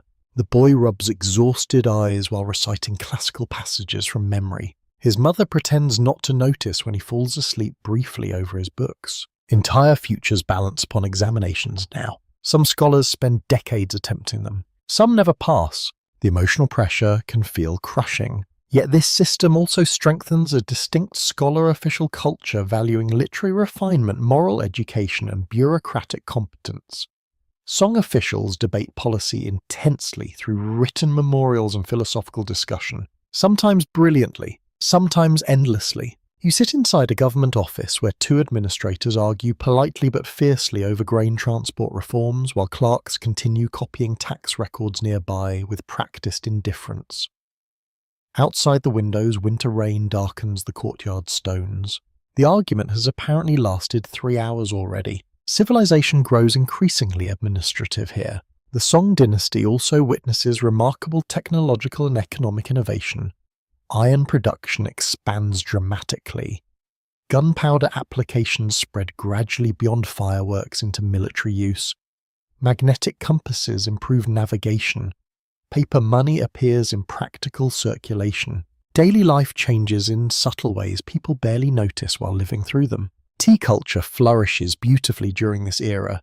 You spend one quiet afternoon inside a tea house overlooking a canal crowded with passing boats. Steam curls upward from delicate porcelain cups, while merchants discuss prices, scholars exchange poems, and retired officials complain gently about younger generations. Some things never change across history. Outside boatmen shout directions through drifting mist while rainwater ripples softly across the canal surface. The Song world feels refined, literate, commercially sophisticated, and deeply anxious. Because militarily the dynasty remains vulnerable. Northern territories once controlled by earlier Chinese dynasties stay under powerful neighbouring states ruled by Khitan Tangut and later Jurchen peoples. Song rulers often rely more heavily on diplomacy, payments, and defensive strategies than direct conquest. Some historians admire this restraint, others criticize it harshly. The anxiety surrounding military weakness settles heavily over political life. You stand along the northern frontier beside Song soldiers guarding fortified positions against cold steppe winds. Their armour rattles softly while snow drifts across barren ground. One officer admits quietly that the empire produces excellent poets and terrible cavalry. Then he laughs at his own bitterness before staring north again. Despite military pressures, urban life under the Song dynasty reaches astonishing levels of sophistication. Restaurants remain open late into the night. Entertainment districts thrive with storytellers, musicians, actors, and acrobats. Wealthy families decorate homes with paintings and carefully arranged gardens, emphasizing harmony between architecture and nature. You attend an evening gathering where scholars admire landscape paintings while discussing philosophy beside candlelight. The paintings themselves feel different from earlier art traditions. Mountains loom vast, human figures appear tiny. Nature becomes emotionally expansive rather than merely decorative.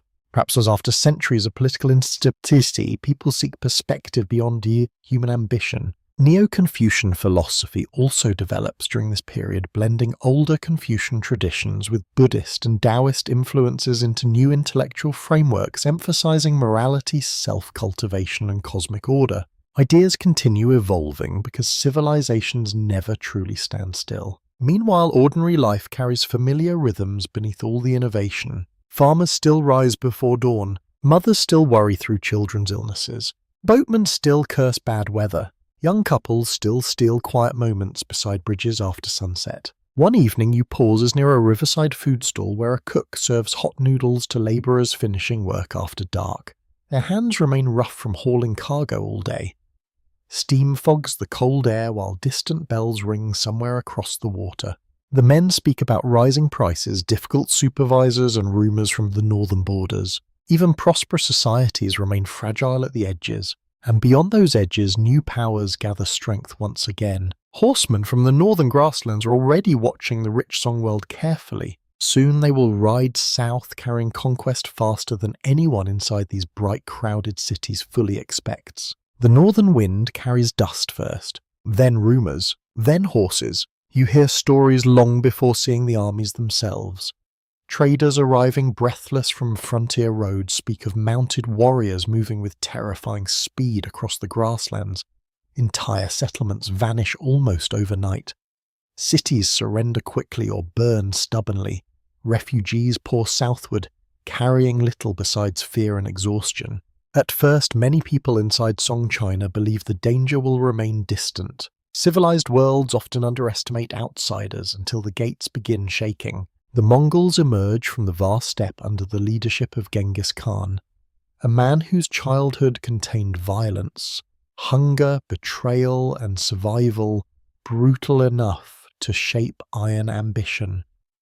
By the early 13th century, he unites fracturing nomadic tribes into a military force unlike anything Eurasia has seen before. Discipline, mobility, relentless adaptation. You stand on open grasslands beneath an enormous sky while Mongol riders train at full speed across rolling terrain. Hooves thunder against dry earth, archers twist effortlessly in the saddle, releasing arrows backward while horses continue galloping forward. The precision feels almost unnatural. These armies do not move like traditional infantry forces tied to roads and supply wagons. They flow across landscapes, rapidly carrying dried provisions, spare horses, and decades of hardened steppe warfare experience. And they learn quickly, very quickly. The Mongols first destroy rival steppe powers and northern kingdoms bordering Song territory. Cities fall after sieges, combining psychological terror with practical military engineering learned from conquered peoples. Resistance sometimes ends in massacre. Surrender occasionally brings survival and incorporation into expanding imperial systems.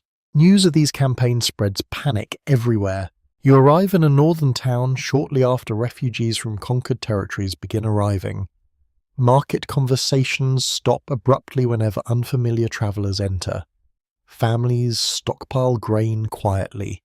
Officials issue reassurances nobody fully believes. One innkeeper whispers that perhaps the Mongols are demons sent by heaven to punish human arrogance. Fear always reaches for supernatural explanations eventually. The Qin Dynasty ruling northern China faces the first major Mongol assaults. Battles stretch across years filled with siege warfare, starvation, betrayal, and devastation. Entire agricultural regions suffer catastrophic destruction. You walk through farmland abandoned after repeated military campaigns. Burned irrigation channels lie choked with weeds. Broken carts rot beside empty roads.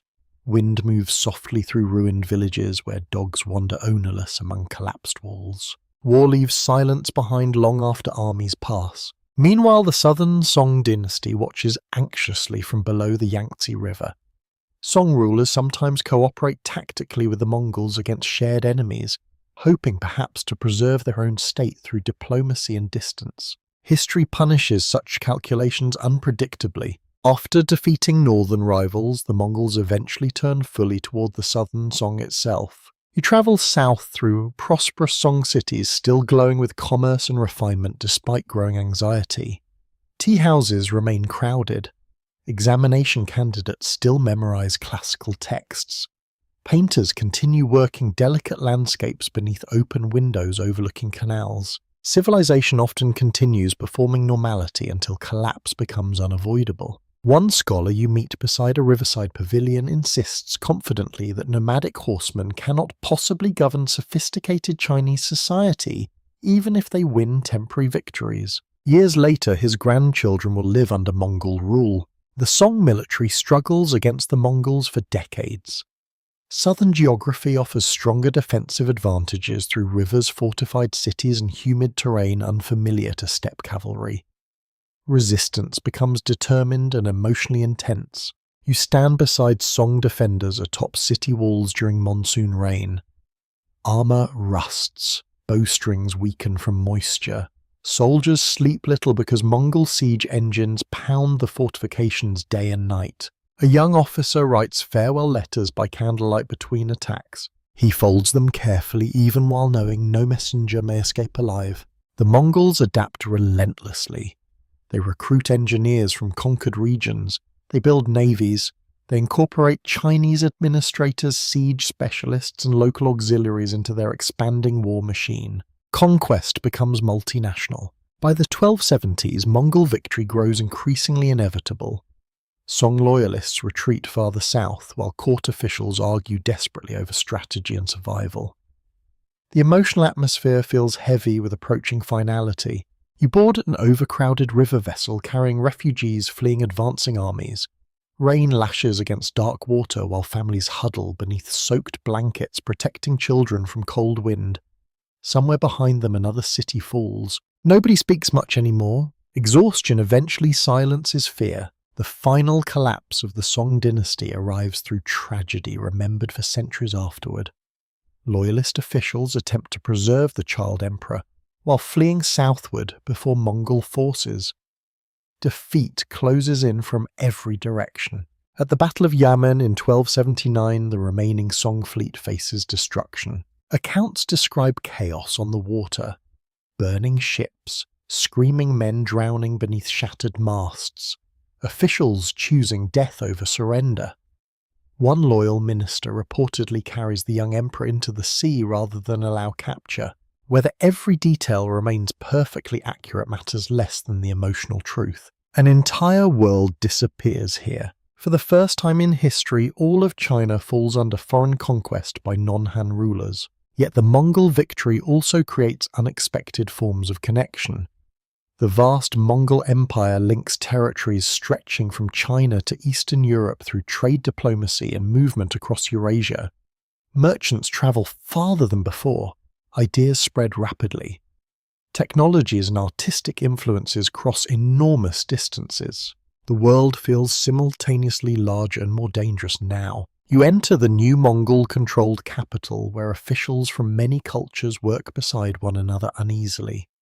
Persian astronomers, Central Asian merchants, Chinese scholars, and Mongol nobles move through crowded administrative compounds smelling of horse leather incense and ink. No one fully understands what this new empire will become. One evening you sit beside an aging Chinese scholar serving reluctantly under Mongol administration. He drinks warmed wine slowly while watching mounted guards patrol outside beneath torchlight. "The dynasty has fallen," he says quietly. Then after a pause, "but the people remain." That distinction matters deeply in Chinese history. Dynasties rise and collapse. Civilization continues adapting. Tonight, northern horsemen rule beneath heaven. Their banners snap sharply in cold wind above conquered cities stretching farther than any previous Chinese empire imagined possible. And somewhere beyond the palace walls, ordinary families still prepare evening meals while children drift towards sleep listening to rain against roof tiles. The Mongols rule China now, though ruling and belonging are not the same thing. You feel the tension immediately. The new dynasty established by Kublai Khan governs from grand capitals filled with Shremny wealth and imperial confidence. Mongol banners fly above palace gates. Mounted guards patrol broad avenues. Officials from across Eurasia move through administrative halls speaking Persian, Mongolian Turkic languages and Chinese in overlapping currents of sound. Yet beneath the outward stability, suspicion lingers everywhere. The Yuan dynasty creates a social hierarchy placing Mongols at the top, followed by various non-Chinese groups from Central and Western Asia, with Northern Chinese and Southern Chinese ranked below them politically. The divisions are not always absolute in practice, but people feel them constantly. A tax collector speaks differently to a Mongol officer than to a Chinese merchant. A court appointment depends partly on ethnicity. A conversation lowers in volume when strangers enter the room. Empires built through conquest rarely forget the conquest itself. You arrive in the Yuan capital during winter. Snow gathers along the edges of wide streets crowded with traders hauling goods from astonishing distances. Spices from India, glassware from the Islamic world, furs from the north, silk from southern workshops. The empire connects continents now. Travellers later describe this era with amazement, because movement across Eurasia becomes more possible under Mongol rule than during many earlier centuries. Caravan routes operate with greater security. Diplomatic missions travel enormous distances. Foreign merchants establish communities inside Chinese cities. You pass one inn where Persian merchants argue cheerfully over prices, while a Chinese cook serves steaming noodles beside them. The room smells of lamb fat, tea, wet wool, and wood smoke. For a moment, the world feels strangely interconnected. Kublai Khan himself appears very different from his grandfather Genghis. Less purely nomadic, more interested in governing settled civilizations. He adopts many Chinese administrative practices while still preserving Mongol identity and authority. You glimpse him during a formal audience beneath towering palace ceilings painted with dragons and clouds. Courtiers kneel according to elaborate protocol while translators stand ready nearby. Musicians perform low ceremonial rhythms, almost drowned beneath the rustle of silk robes and official documents. Kublai looks older than the legend surrounding him. Heavy, thoughtful, perhaps tired. Building an empire is one challenge. Holding it together is another entirely. The Yuan government relies heavily on foreign administrators and advisors, partly because Mongol rulers distrust entrenched Chinese elites.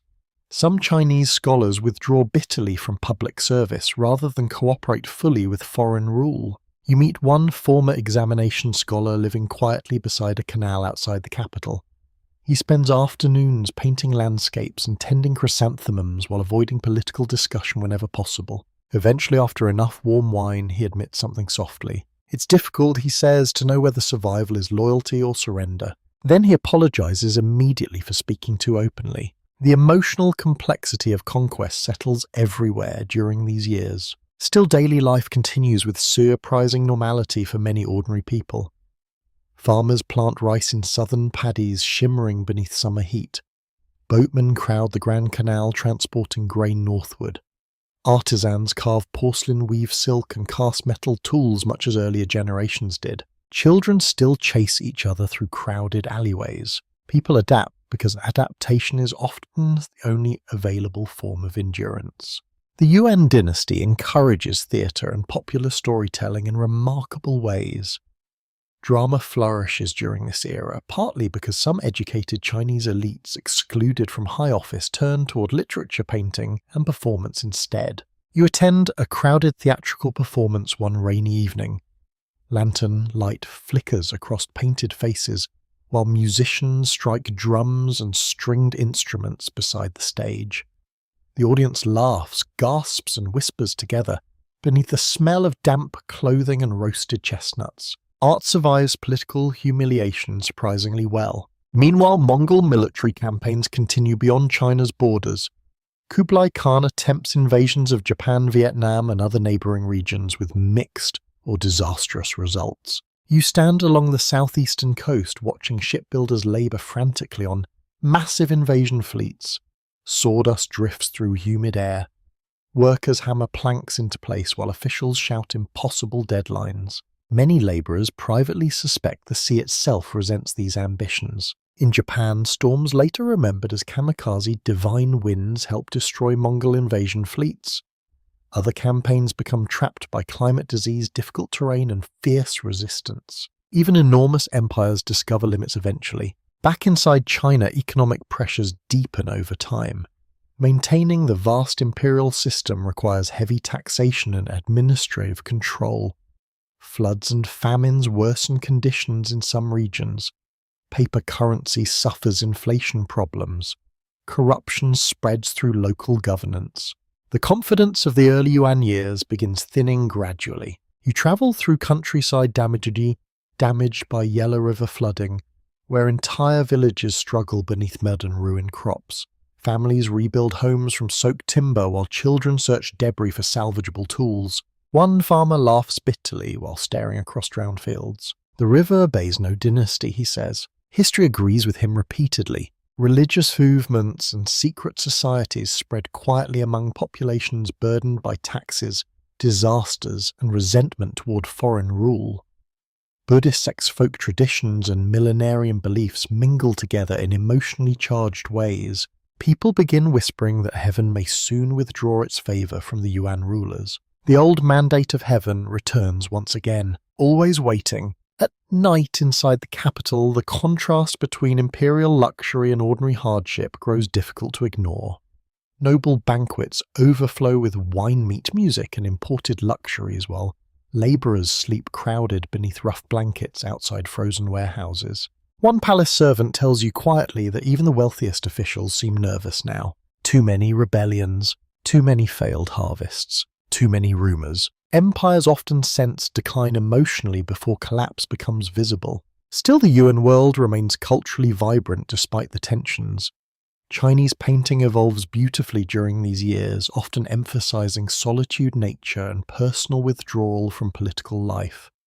Scholars gather quietly in private gardens, discussing poetry while avoiding dangerous public criticism. You sit beside one such gathering during autumn twilight. Tea cools slowly in porcelain cups. Bamboo leaves rustle softly beyond the garden wall. One painter remarks that mountains survive every dynasty because mountains never desire power. No one answers, and he says, answers immediately. The silence itself feels like agreement. Beyond the northern plains and crowded cities, rebellion already stirs among ordinary people worn thin by floods, taxes, and foreign rule. Peasant movements gather strength quietly beneath the surface of Yuan authority.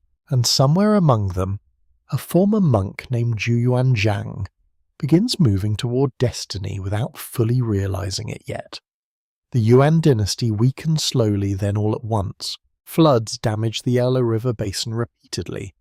Harvests fail across vulnerable regions already burdened by taxes and corruption. Local officials grow harsher while central authority grows weaker. Rebellions spread through the countryside, carried by hunger, desperation, and old promises that heaven eventually punishes failing rulers. You travel through villages where people speak the Yuan name with quiet resentment now. Roofs sag from neglect. Granaries stand half empty. Refugees wander roads lined with dust and brittle grass beneath unforgiving summer heat. One child digs through cracked earth, searching for edible roots, while her mother pretends not to cry nearby. Political collapse always reaches ordinary families first. Among the growing rebel movements rises a man from deep poverty named Hongwu Emperor, born Zhu Yuanzhang. His early life feels shaped almost entirely by hardship. Famine kills much of his family. He spends time as a wandering monk, begging for food across devastated landscapes scarred by disaster and unrest. You encounter him first not as emperor, but as a thin young survivor, walking dusty roads beneath grey skies, carrying almost nothing besides endurance. That endurance becomes history. Zhu joins the Red Turban rebellions against Yuan rule and gradually reveals extraordinary political and military skill. Unlike some rebel leaders driven mainly by charisma or religious fervour, Zhu proves disciplined, patient, and intensely suspicious. Especially suspicious, he learns early that trust can become fatal. As rebel forces spread, the Yuan government struggles desperately to contain multiple uprisings simultaneously. Provincial commanders pursue their own interests, supply systems falter.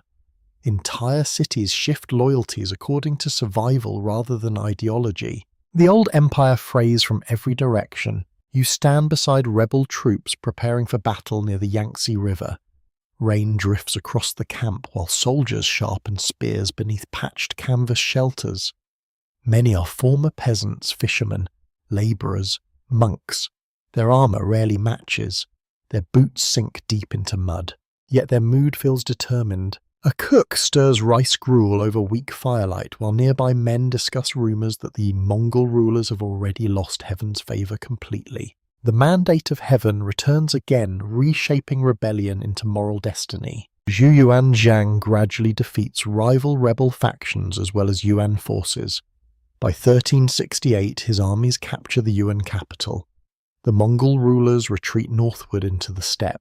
China belongs once more to a native dynasty. The Ming dynasty begins. You enter the new imperial capital during the first years of Ming rule. The atmosphere feels disciplined almost to the point of severity. Markets operate, temples reopen, roads regain order.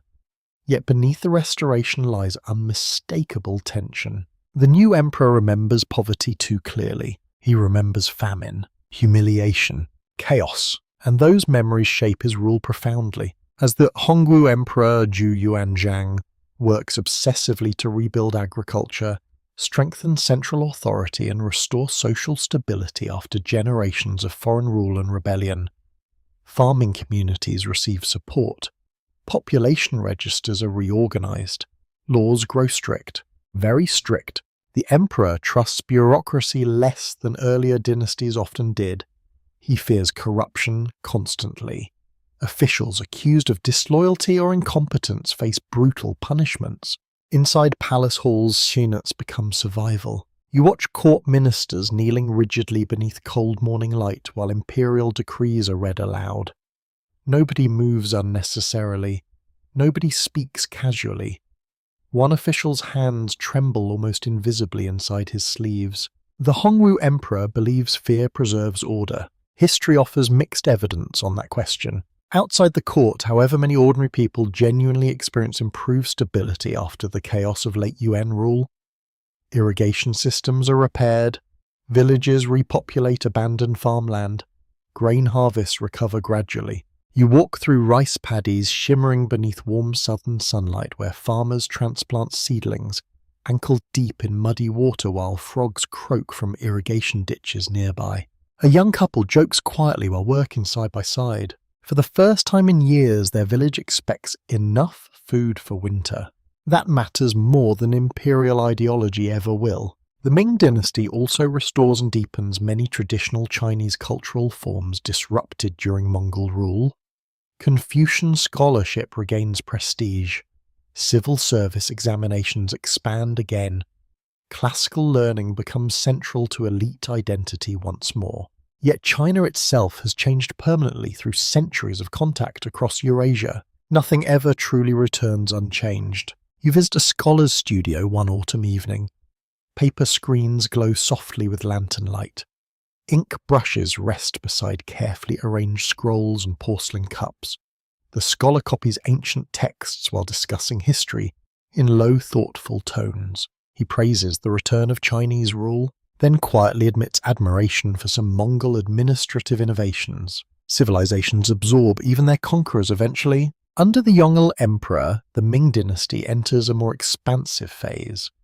The capital shifts to Beijing in the north, where massive construction projects begin shaping what later generations know as the Forbidden City. Thousands labour beneath bitter winters and scorching summers hauling timber, stone and bricks for imperial architecture meant to embody cosmic order itself. You walk through the construction grounds before dawn.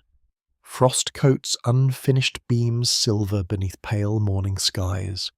Workers cough into cold air while foremen shout instructions over the noise of carts and hammering. One labourer pauses briefly to warm stiff hands over a brazier before returning silently to work. Great monuments always contain invisible exhaustion. At the same time, the Ming court sponsors extraordinary maritime expeditions under the Admiral Zheng He.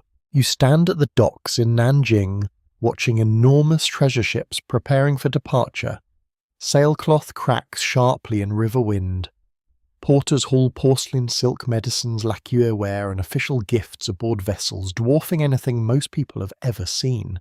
The smell of salt water, wet rope, and fresh-cut timber fills the air. These fleets travel across Southeast Asia, India, Arabia, and East Africa, carrying Ming prestige across the oceans. Diplomacy, trade, curiosity, and imperial display blend together in the voyages. One sailor admits quietly before departure that he has never seen the open sea before. His hand shakes slightly while tying knots. The world feels suddenly immense during these journeys. Yet despite the grandeur debates already emerge inside the Ming court, some officials view overseas expeditions as wasteful distractions from agricultural stability and northern defence. Others fear merchant influence growing too strong. Eventually the voyages end. China turns inward again gradually. Still tonight, the Ming world feels confident beneath lantern light and rising palace walls. Native rule has returned. Fields recover. Trade flourishes. Great ships cross distant oceans carrying dragon banners into unfamiliar harbours. And behind all the strength, one former starving peasant still sits awake inside the imperial palace, remembering hunger too clearly to ever sleep peacefully again. The Forbidden City rises from the northern earth like a carefully controlled dream. Walls stretch vast and red beneath cold Beijing skies. Golden roof tiles gleam after rain. Courtyards unfold one after another in measured geometric silence designed to reflect heavenly order through architecture itself. Everything here communicates authority, distance, control. You enter through massive gates before dawn while drums echo softly across the sleeping capital. Eunuchs hurry along stone pathways carrying sealed memorials and trays of tea. Guards stand motionless beneath lantern light despite the bitter winter air. The palace already feels less like a home than a machine built to organize power. At the center of this immense world sits the emperor, theoretically the son of heaven, intermediary between cosmic harmony and human society.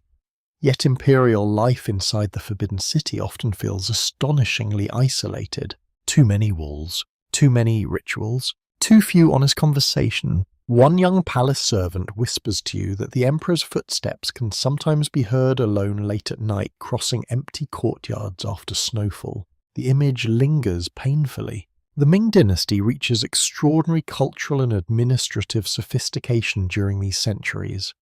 Examination scholars compete fiercely for official appointments. Porcelain workshops produce delicate blue and white ceramics prized across the world. Novels, theatre, painting and philosophy continue evolving beautifully, but beneath the refinement anxiety spreads quietly through the court. The Ming emperors inherit not only power, but deep fear from earlier centuries of rebellion, invasion, and dynastic collapse. Suspicion becomes woven into governance itself. You stand inside an audience hall during a tense morning session where ministers kneel in rigid silence while accusations of corruption are read aloud. No one meets another official's eyes directly. The emperor listens from behind ceremonial formality impossible to fully interpret. One wrong phrase can destroy a family. One misunderstood silence can end a career. The bureaucracy governing Ming China becomes enormous and highly organized, yet also emotionally exhausting. Endless memorials, reports, tax records, legal disputes, military updates, flood assessments, grain transport calculations. Empires survive through paperwork as much as armies. You visit an exhausted county magistrate working late into the night beneath weak candlelight. Ink stains cover his sleeves. Outside rain taps steadily against roof tiles while clerks sleep beside stacks of unfinished documents. The magistrate rubs tired eyes before muttering softly that half his job involves solving problems caused by officials pretending other problems do not exist. Then he laughs once without humour. Outside the cities, ordinary life follows familiar seasonal rhythms. Rice farmers work flooded paddies beneath humid southern heat. Northern villagers repair homes against harsh winter winds blowing dust across dry fields. Fishermen rise before dawn along coastal towns smelling of salt water and seaweed. History moves differently for ordinary people, slower, closer to weather than politics. You pause beside a village school where children recite Confucian texts aloud, while chickens wander beneath the open windows. Their teacher corrects pronunciation carefully using a bamboo pointer polished smooth by years of handling. One boy secretly sketches birds in the margins of his lesson sheets whenever the teacher looks away. Small rebellions exist everywhere. Meanwhile, trade expands dramatically despite official suspicion toward merchants. Silver from Japan and eventually the Americas enters China through global commercial networks. Markets grow increasingly interconnected. Wealthy merchant families build elegant homes rivaling older aristocratic households. Money reshapes society quietly but relentlessly. You walk through a prosperous southern city at night where shops remain open beneath glowing lanterns reflected in canal water dark as ink. Silk merchants negotiate prices behind carved wooden screens while cooks serve as steaming bowls of noodles to boatmen finishing late deliveries. The air smells of sesame oil, river mist and damp stone. Prosperity hums softly here, yet not everyone benefits equally. Tax burdens still fall heavily upon peasants during difficult years. Corruption spreads through local administration despite repeated reform efforts. Powerful eunuchs gain increasing influence inside palace politics, especially under emperors who withdraw emotionally from direct governance. Some emperors devote themselves obsessively to Taoist rituals searching for immortality or cosmic insight. Others avoid court duties almost entirely. One emperor reportedly spends years focused more on carpentry than administration. Historians debate these rulers endlessly. The empire itself simply continues carrying their absences. You move through palace workshops where artisans craft intricate lacquerware, ceremonial robes, jade carvings, and furniture for imperial use. Their hands move with astonishing precision beneath careful supervision. One craftsman spends 3 months carving a single dragon pattern into hardwood no larger than your arm. He will never sign his name anywhere. Beauty often survives anonymously. Far beyond the palace walls, new threats gather gradually along the northern frontiers. The Ming rulers strengthen and repair older defensive walls into larger fortification systems stretching across mountains and deserts. What later generations call the Great Wall grows more recognizable during this period. You stand atop the wall during autumn twilight. Wind moves sharply across the stones, carrying the smell of dry grass and distant smoke. Guards wrapped in wool cloaks stare north toward an open steppe, fading into darkness. One soldier admits he has served here 8 years and still dreams about warm southern rain. Isolation settles heavily in frontier places. At sea, piracy and smuggling complicate coastal life despite earlier restrictions on maritime trade. Foreign merchants arrive in growing numbers seeking silk, porcelain and tea. Portuguese traders eventually establish footholds along the southern coast. The wider world presses increasingly against Ming China's boundaries. Some officials welcome controlled engagement. Others fear contamination, instability, foreign influence. Inside the Forbidden City, those arguments unfold through endless memorials and whispered alliances. The palace grows more politically dangerous as factions harden around eunuchs, scholars, reformers, conservatives, military leaders. One evening you walk through nearly empty palace corridors after heavy snowfall. Lantern light reflects softly across white stone courtyards. Somewhere far away a bronze bell sounds through the freezing night. For a moment, the imperial complex feels strangely fragile despite its scale. Too much silence, too much isolation, too many men afraid of one another. The Ming dynasty still appears strong from the outside, markets thrive, art flourishes. The empire remains wealthy and culturally confident. But deep inside the palace walls, anxiety already spreads like cold through winter stone. And beyond the northern frontier, the Manchus are beginning to gather strength patiently beneath darkening skies. The Ming dynasty does not collapse cleanly. It unravels through exhaustion. Years of corruption, military pressure, climate instability, and financial strain slowly wear down the empire's confidence. Harvests fail across vulnerable provinces during colder decades. Historians later connect partly to the Little Ice Age. Floods and droughts strike in cruel succession. Grain prices rise beyond what many families can bear. You travel through northern villages where winter wind cuts across empty fields hardened by frost. Farmers burn dried weeds and broken furniture for warmth because firewood has become scarce. Children cough through the night beneath patched blankets smelling of smoke and damp straw. People begin speaking less about loyalty and more about survival. Bandit groups spread through desperate regions.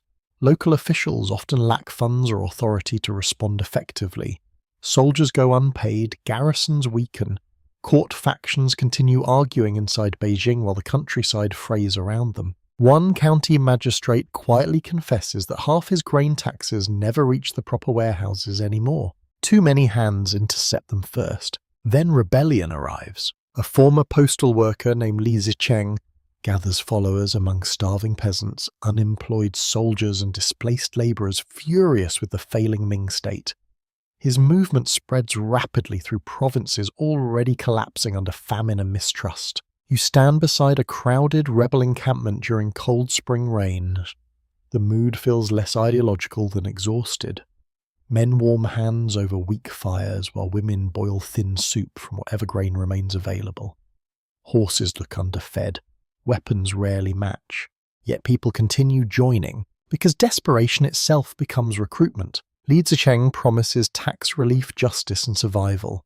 For many peasants, the exact politics matter less than immediate hope of food and protection. In 1644, rebel forces advance toward Beijing itself. Inside the Forbidden City, panic thickens beneath ceremonial formality. Officials still kneel correctly, memorials still circulate through palace corridors, but everyone senses the structure failing now. You walk through silent courtyards after midnight, where eunuchs hurry carrying conflicting reports from collapsing provinces. Candlelight flickers against red walls while distant bells echo through cold air. The Chongzhen emperor, the final Ming ruler, barely sleeps anymore. He reviews military dispatches, personally searching desperately for loyal armies that no longer fully exist. Accounts describe him as hard-working, intelligent, deeply anxious, and increasingly isolated. Too much responsibility, too little trust. When Li Zicheng's forces enter Beijing, chaos spreads rapidly through the capital. Officials flee, looting erupts. Smoke rises across sections of the city while terrified residents barricade doors or search desperately for escape. The emperor realizes the dynasty is finished. You follow him through the palace grounds before dawn. The air smells faintly of smoke and wet earth after recent rain. Servants kneel weeping while the emperor moves almost silently through familiar courtyards now emptied of certainty. Eventually he reaches a hill overlooking the Forbidden City. There, according to historical accounts, he hangs himself from a tree. A note reportedly blames failed ministers while expressing sorrow for the people. Dynasties often end with lonely men surrounded by ruins, yet even as the Ming collapses, another force waits beyond the Great Wall. The Manchus, originally known as the Jurchens, the Manchus unite under capable leadership in the northeast beyond traditional Ming frontiers.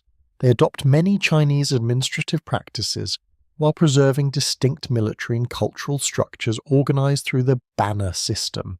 Patiently, they watch Ming weakness deepen. One Ming general guarding the crucial Shanghai Pass now faces an impossible choice. Wu Sangui must decide whether to resist the rebels alone or cooperate with the advancing Manchus. History still debates his motives fully. Personal grief, political calculation, desperation, perhaps all at once. Wu Sangui opens the gates. Manchu armies enter China proper. The rebels who seized Beijing soon lose control as organized Manchu forces advance southward under disciplined leadership. The conquest begins not as a single dramatic invasion, but as a long, violent struggle lasting decades across different regions. You ride with civilians fleeing renewed warfare through muddy roads, crowded with ox carts and crying children. Summer heat presses heavily against exhausted bodies. Flies gather around wounded horses. Somewhere behind the refugee columns another town burns. People who survive one collapse now endure another. The Manchus establish the Qing dynasty and claim the mandate of heaven for themselves. Yet ruling China as outsiders requires careful balance.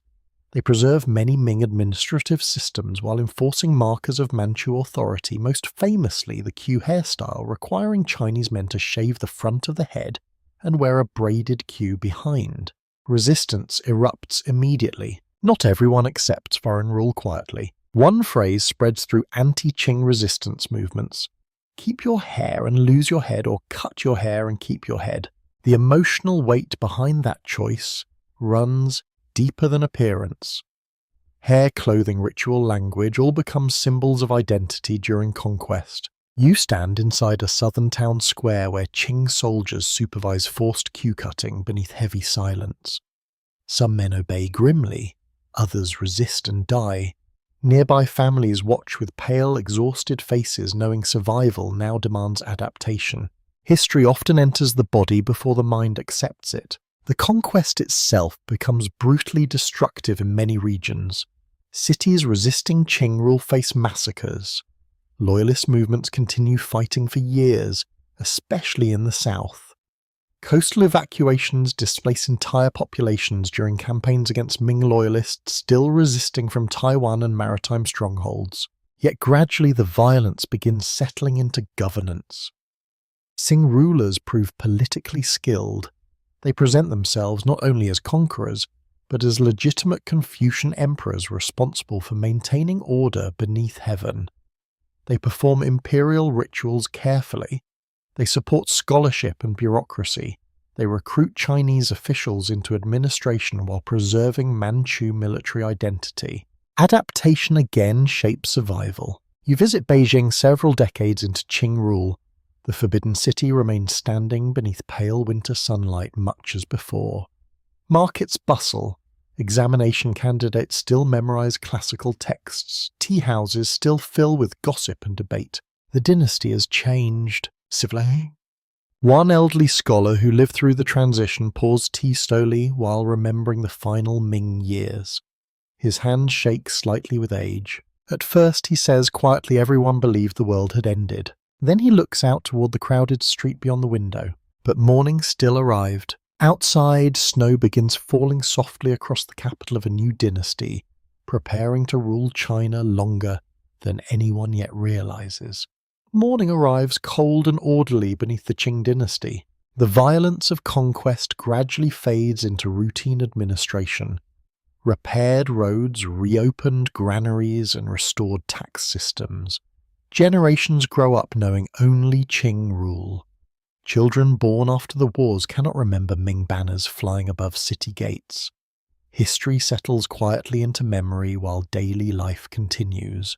And for a time, the Qing Empire flourishes magnificently. You travel through the 18th century beneath the reigns of powerful emperors like Kangxi Emperor, Yongzheng Emperor, and Qianlong Emperor. The empire expands enormously during these reigns. Qing armies secure frontier territories across Mongolia, Tibet, Xinjiang, and Taiwan. Administrative systems stabilize. Agricultural production grows. Population increases dramatically. Confidence returns once more. You arrive in Beijing during the High Qing era. The city feels prosperous and intensely alive. Street vendors call out prices beside crowded markets where baskets overflow with vegetables, dried fish tea, bricks, porcelain bowls, paper charms, and bolts of silk. Winter sunlight glints softly across frozen canal edges, while carts creak through packed avenues smelling of coal smoke and steamed buns. The empire appears stable from nearly every angle. Inside the Forbidden City court, rituals unfold with polished precision, refined across centuries. Officials kneel according to rank beneath vast halls supported by red lacquered columns. Imperial robes shimmer with embroidered dragons and cloud patterns beneath lantern light. The Qianlong Emperor presides over this world with extraordinary confidence. Scholar, poet, collector, conqueror. He commissions vast literary projects preserving classical texts while also celebrating Qing imperial authority through art, architecture, and ceremony. Court painters blend Chinese and European techniques. Jesuit missionaries assist with astronomy, cartography, and mechanical knowledge. The Qing court feels globally aware in selective ways. You walk through Palais's workshops where artisans restore ancient bronzes, carve jade seals, and paint delicate scrolls depicting mountain landscapes fading into mist. The emperor's collections grow immense. Beauty itself becomes political. An empire confident in its power often surrounds itself with art proving refinement. Outside court life, however, the real strength of the Qing world lies in ordinary labour, repeated endlessly across enormous distances. Rice farmers cultivate terraced hillsides shimmering green beneath southern rain. Merchants navigate river systems carrying salt-grain cloth and tea between crowded market towns. You spend one humid afternoon beside a tea plantation where women move carefully through rows of bright leaves beneath drifting mountain fog. Their fingers work quickly and precisely despite the heat. One worker laughs softly when you ask whether imperial politics matter much here. Only if taxes rise, she replies. The answer feels timeless. China's population surges during the Qing period, eventually reaching levels unprecedented in human history. New crops from the Americas, including sweet potatoes and maize, spread into regions less suitable for traditional grain agriculture. More land supports more people. At first, this growth appears overwhelmingly positive. More villages, more trade, more families surviving childhood. Yet population pressure also creates future strain. Land grows scarce in some regions. Small farms divide repeatedly between generations until families struggle to survive on shrinking plots. Prosperity contains its own hidden tensions. You visit a rural household during harvest season. The family works from sunrise until darkness gathering grain before autumn rain arrives. Their home remains neat but cramped. Grandparents, parents, children all sleep within rooms smelling of cooked rice smoke and damp clothing drying near the fire. During dinner, conversation turns toward marriage prospects for the eldest son. There is not enough land. There is never enough land. These quiet worries accumulate beneath the empire's golden surface. Meanwhile, intellectual life continues evolving. Scholars devote themselves obsessively to classical study, textual criticism, and historical research. The examination system still shapes elite ambitions deeply. Young men memorize ancient Confucian writings, hoping examination success might elevate entire families socially. You sit beside one exhausted student studying through summer night heat while mosquitoes circle the lamp beside him. Sweat darkens his sleeves. His mother leaves sliced pears quietly near his desk before returning to bed. He barely notices. Ambition narrows the world. The Qing rulers support Confucian orthodoxy strongly because it reinforces social order and imperial legitimacy. Yet this support also carries suspicion. Literary inquisition cases punish scholars whose writings appear politically dangerous or disrespectful toward Qing authority. Words remain risky under emperors. One bookseller lowers his tone while discussing banned texts hidden behind false shelves inside his shop. Then he changes the subject immediately after noticing unfamiliar customers nearby. Fear survives even prosperous eras. Foreign trade expands carefully under Qing supervision. European merchants seek Chinese tea silk and porcelain in growing quantities. The Qing court, however, generally views foreign powers as distant tributaries rather than equal states. That misunderstanding will matter enormously later. For now, though, the empire still feels secure in its own centrality. You stand beside the Pearl River in Guangzhou, where foreign merchant ships crowd humid southern waters beneath towering clouds. Sailors shout across docks carrying crates of tea and porcelain toward vessels bound for oceans most Chinese villagers will never imagine clearly. The smell of salt air mixes with spices, mud, river water, and human sweat. The world presses closer. Back north, the Qianlong Emperor ages inside palaces overflowing with wealth and ceremony. Official paintings portray harmony and imperial glory. Military victories expand prestige. Tribute missions reinforce confidence. Yet beneath the triumph, corruption quietly deepens. Powerful officials enrich themselves through patronage networks and bribery. Administrative systems strain under population growth and increasing complexity. One county clerk admits privately that every report sent upward becomes slightly less truthful at each level of government. Nobody wants to deliver bad news. History punishes that habit repeatedly. You ride through countryside during late autumn, where dry wind scatters yellow leaves across dusty roads. Villagers repair flood barriers before winter, while discussing rising grain prices and rumours of official corruption. Nothing catastrophic yet, just unease. A sense that the empire has grown enormous enough to hide its own weaknesses for a while. Night settles slowly over Qing China. Temple bells sound across river towns glowing with lantern light. Scholars continue reading by candle flame. Farmers sleep deeply after harvest labour. And inside the imperial palaces, the dynasty still believes its greatness may endure indefinitely beneath heaven. The first thing you notice is the smell. Not incense, not tea, opium. Sweet, bitter, heavy in the air inside cramped smoking rooms, where exhausted men lie half-reclined beneath dim lantern light, drifting slowly away from themselves. Pipes rest between weak fingers. Ash gathers silently. Outside rain taps against shuttered windows while river traffic continues through the night as if nothing is changing. But everything is changing now. The Qing Empire enters the 19th century carrying enormous weight across aging foundations.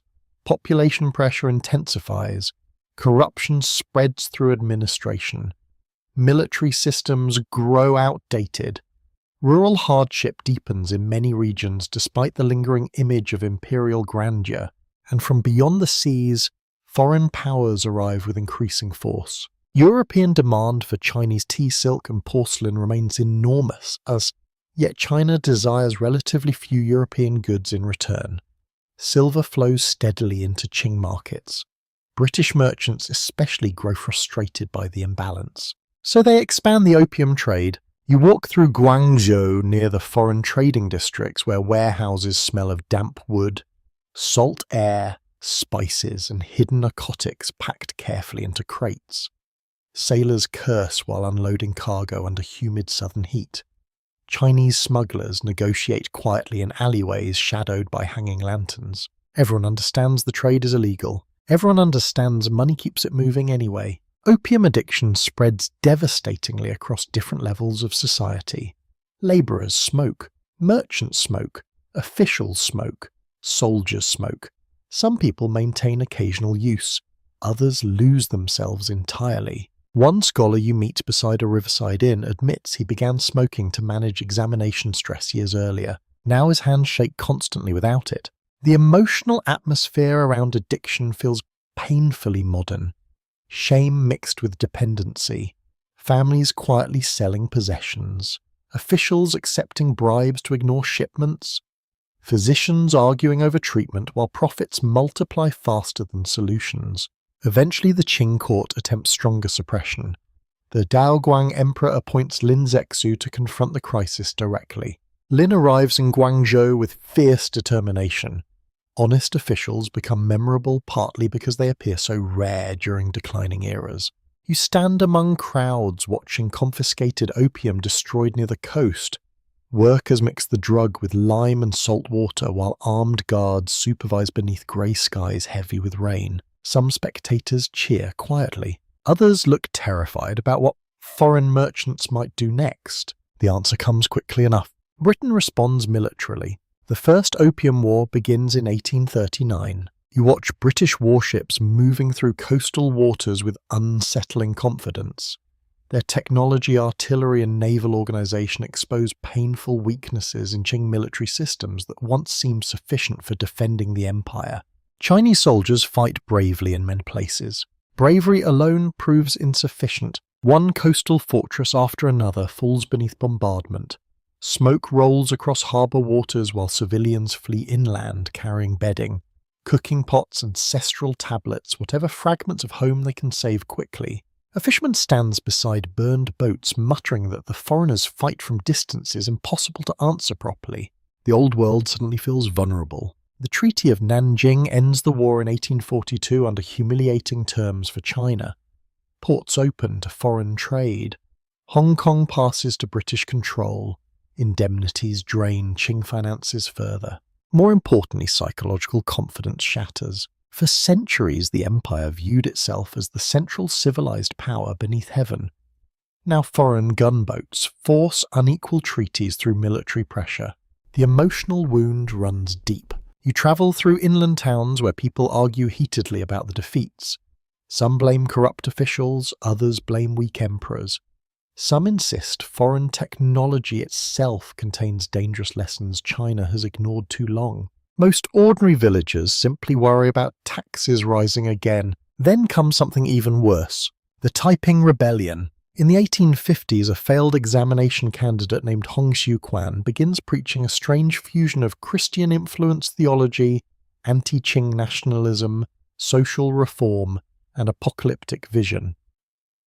After experiencing psychological breakdowns and religious revelations, Hong claims to be the younger brother of Jesus Christ. Under normal circumstances, such claims might fade into obscurity. These are not normal circumstances. Millions of desperate people join the movement. You enter Taiping-controlled territory during summer heat thick enough to blur the horizon. Camps stretch across fields crowded with refugees. Soldiers, women carrying supplies, wandering preachers, and hungry children. The atmosphere feels feverish, hopeful, terrifying. The Taiping movement attacks Qing authority while also challenging traditional social structures in radical ways. Men and women receive separate military organization. Land redistribution is promised. Old religious practices are condemned. The rebellion spreads with astonishing speed. Cities fall, massacres follow. Entire provinces descend into chaos.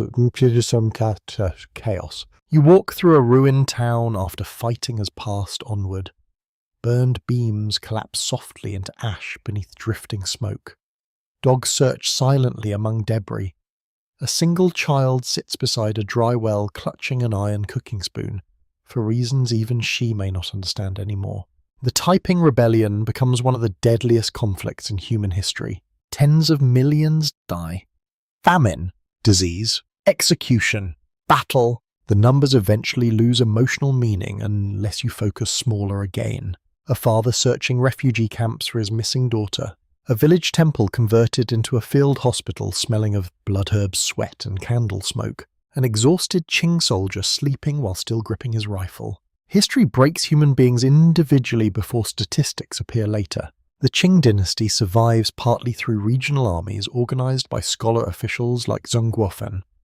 These local military forces eventually crush the Taiping movement after years of brutal warfare. Victory brings little relief. The empire survives but wounded deeply, and the crises continue. Further foreign interventions, additional unequal treaties, internal rebellions, economic disruption, modern weapons arriving faster than political reform. You spend one evening beside reform-minded scholars discussing steamships, railroads, constitutional systems and military modernization beneath weak lantern light inside a tea house thick with cigarette smoke. One younger official insists China must transform completely or perish. An older man replies softly that civilizations cannot survive by abandoning themselves. Neither fully convinces the other. Outside, cold rain falls steadily across crowded streets where labourers still pull carts through mud exactly as generations before them did. The contradiction defines late Qing China. Ancient empire meeting industrial modernity through humiliation and violence.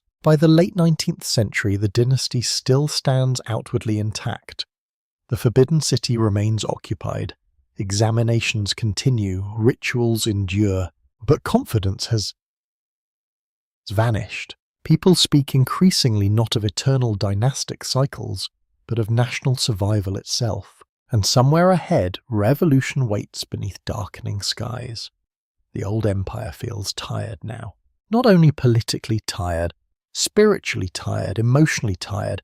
4,000 years of dynasties, rituals, rebellions, harvests, invasions, taxes, poems, emperors and funerals seem to press invisibly against the final decades of Qing rule, like accumulated weather wearing down stone. You feel it everywhere, inside government offices where clerks continue copying reports nobody fully believes anymore. Inside village schools where children still memorize Confucian classics while hearing rumors about railroads, republics, and revolution. Inside military barracks where modern rifles sit beside ancient habits. China stands between worlds now. The 19th century closes beneath mounting crisis. Foreign powers carve spheres of influence across weakened Qing territory. Railways, telegraphs, factories and foreign banks spread unevenly through treaty ports and major cities. Reformers argue desperately over how to strengthen the nation without destroying cultural foundations entirely. Some demand constitutional monarchy. Others call for modernization through industry and military reform. Some want revolution. Meanwhile, ordinary people continue carrying water, planting rice, repairing roofs, mourning relatives, arranging marriages, and surviving winter exactly as generations before them did. History always unfolds unevenly. You arrive in Beijing during the final years of the Qing dynasty. Snow falls softly against grey walls while rickshaws rattle through crowded streets beneath cold lantern light. The Forbidden City still dominates the heart of the capital, immense and ceremonial. Yet the palace no longer feels eternal, only isolated. Inside, the court struggles through endless political tension. The powerful Dowager Empress, Dowager Cixi, dominates imperial politics for decades through intelligence, caution, manipulation, and survival instincts sharpened by constant danger. History judges her fiercely and often unfairly. Some portray her as a reactionary obstacle to reform. Others argue she navigated impossible circumstances while trying to preserve a collapsing system. Most likely she was neither villain nor saviour, only human beneath unbearable pressure. You glimpse her court during a formal ceremony, where officials kneel beneath ornate banners while musicians perform ancient ritual pieces echoing softly through cold palace halls. The rituals remain beautiful and painfully fragile. Outside the court, anger grows rapidly. Secret societies, reform movements, students educated abroad, military officers, journalists, and revolutionaries all debate China's future intensely. Newspapers circulate his ideas faster than previous dynasties could easily control. Words become dangerous again. A young student you meet in Shanghai speaks passionately about nationalism, constitutional government, and ending imperial rule entirely. His hands move excitedly while steam rises from untouched tea between you. He has never seen the emperor. He no longer believes emperors are necessary. That thought alone would have shocked earlier centuries. One major turning point comes with the Boxer Uprising around 1900. Anti-foreign and anti-Christian movements spread through northern China, fueled by economic hardship, resentment toward foreign influence, and belief in spiritual protection against modern weapons. The atmosphere becomes volatile and confused. Some Qing officials support the Boxers cautiously. Others fear them deeply. Foreign powers respond with military intervention once again. You stand beside terrified civilians during artillery bombardment near Beijing. Smoke rolls through narrow streets while frightened families hide behind collapsed walls, clutching children against their chests. A grandmother whispers prayers to ancestors drowned out by gunfire. The empire survived the crisis technically. Emotionally, another layer of confidence disappears forever. Reforms accelerate afterward almost desperately. The examination system which shaped Chinese elite life for centuries is abolished in 1905. That decision alone feels like an earthquake beneath civilization. Young scholars no longer spend decades memorizing classical texts for official careers. The old pathways vanish. Some people celebrate, others grieve quietly as though a familiar world has died. Railways spread further. Modern schools open. Newspapers criticize government failures openly. Revolutionary networks organize across cities, military academies, and overseas Chinese communities. At the center of many revolutionary hopes stands Sun Yat-sen. You meet supporters distributing pamphlets in secret beneath dim oil lamps inside a back room above a pharmacy. The room smells of medicine-damp paper and nervous excitement. They speak about republics, citizenship, national renewal, not dynasties, not heaven's mandate. The language of politics itself changes. Then in 1911, revolution finally erupts. A military uprising in Wuchang sparks wider rebellion across provinces already exhausted with Qing weakness and uncertainty. One by one, regions declare independence from imperial rule. The collapse happens astonishingly fast. You travel through cities where imperial banners disappear almost overnight. Officials burn records. Soldiers remove Qing insignia, uncertain which government will pay them next. Crowds gather in marketplaces, exchanging contradictory rumors faster than anyone can confirm them. Some people celebrate openly, others simply wait to see who survives. Inside the Forbidden City, the final Emperor Pui is still a child. That detail breaks your heart slightly. He does not understand fully that an entire imperial system stretching back thousands of years is ending around him. Snow drifts softly across palace roofs, while negotiations unfold between revolutionaries, officials, generals, and regents seeking to avoid total civil collapse. Eventually in 1912, the Qing dynasty formally abdicates. The age of emperors ends, not with one final glorious battle, not with dragons falling from the sky, with documents, meetings, exhaustion. You walk through the Forbidden City after the abdication. The courtyards feel strangely quiet beneath pale winter sunlight. Footsteps echo softly across stone paths worn smooth by centuries of emperors, concubines, servants, eunuchs, officials, prisoners, scholars and guards. So many lives inside these walls, so much ambition, so much fear, and now silence. Yet outside the palace, life continues immediately. Vendors still prepare breakfast, labourers still haul carts through crowded streets. Children still laugh beside frozen canals. History ends and begins at the same moment. The republic that follows will struggle enormously. Warlords, invasions, revolutions, civil wars, and unimaginable upheavals still wait ahead. Ancient China does not transition neatly into modernity. No civilization ever does. But tonight, as the imperial age closes, you can feel something larger than politics lingering across the centuries behind you. Farmers beside the Yellow River, bronze bells ringing through Shang temples, Confucian scholars arguing beneath candlelight, Tang poets writing beside moonlit rivers, song merchants crossing crowded bridges, Ming sailors staring toward open oceans. All of them still present somehow inside the long memory of China. Dynasties vanished. People remained. And perhaps that has always been the real story. The night has grown quiet around us now. You have wandered through 4,000 years of rivers, palaces, battlefields, marketplaces, mountain temples, crowded roads, candlelit studies, and forgotten homes. You have stood beside emperors and peasants, rebels and poets, monks and soldiers, frightened children, and aging rulers who believed their worlds would last forever. Some did not. None ever do. And yet across every dynasty one feeling continued returning again and again. Human beings waking before dawn to carry on despite uncertainty. People planting fields after floods. Families rebuilding homes after war. Scholars copying old words because memory mattered. Lovers finding each other beside lantern light while history thundered somewhere far away. That quiet endurance may be the oldest inheritance of all. If this journey stayed with you tonight, share your thoughts below. Tell me which dynasty lingered in your mind the longest, or which moment felt strangely familiar despite the centuries between then and now. And wherever you are in the world tonight, thank you for walking these long roads with me. There are still many histories waiting in the dark together. More forgotten kingdoms, more impossible journeys, more ordinary lives hidden beneath famous names. Until next time, may your evening remain peaceful, your thoughts gentle, and your rest deep. Blessings to you and your family.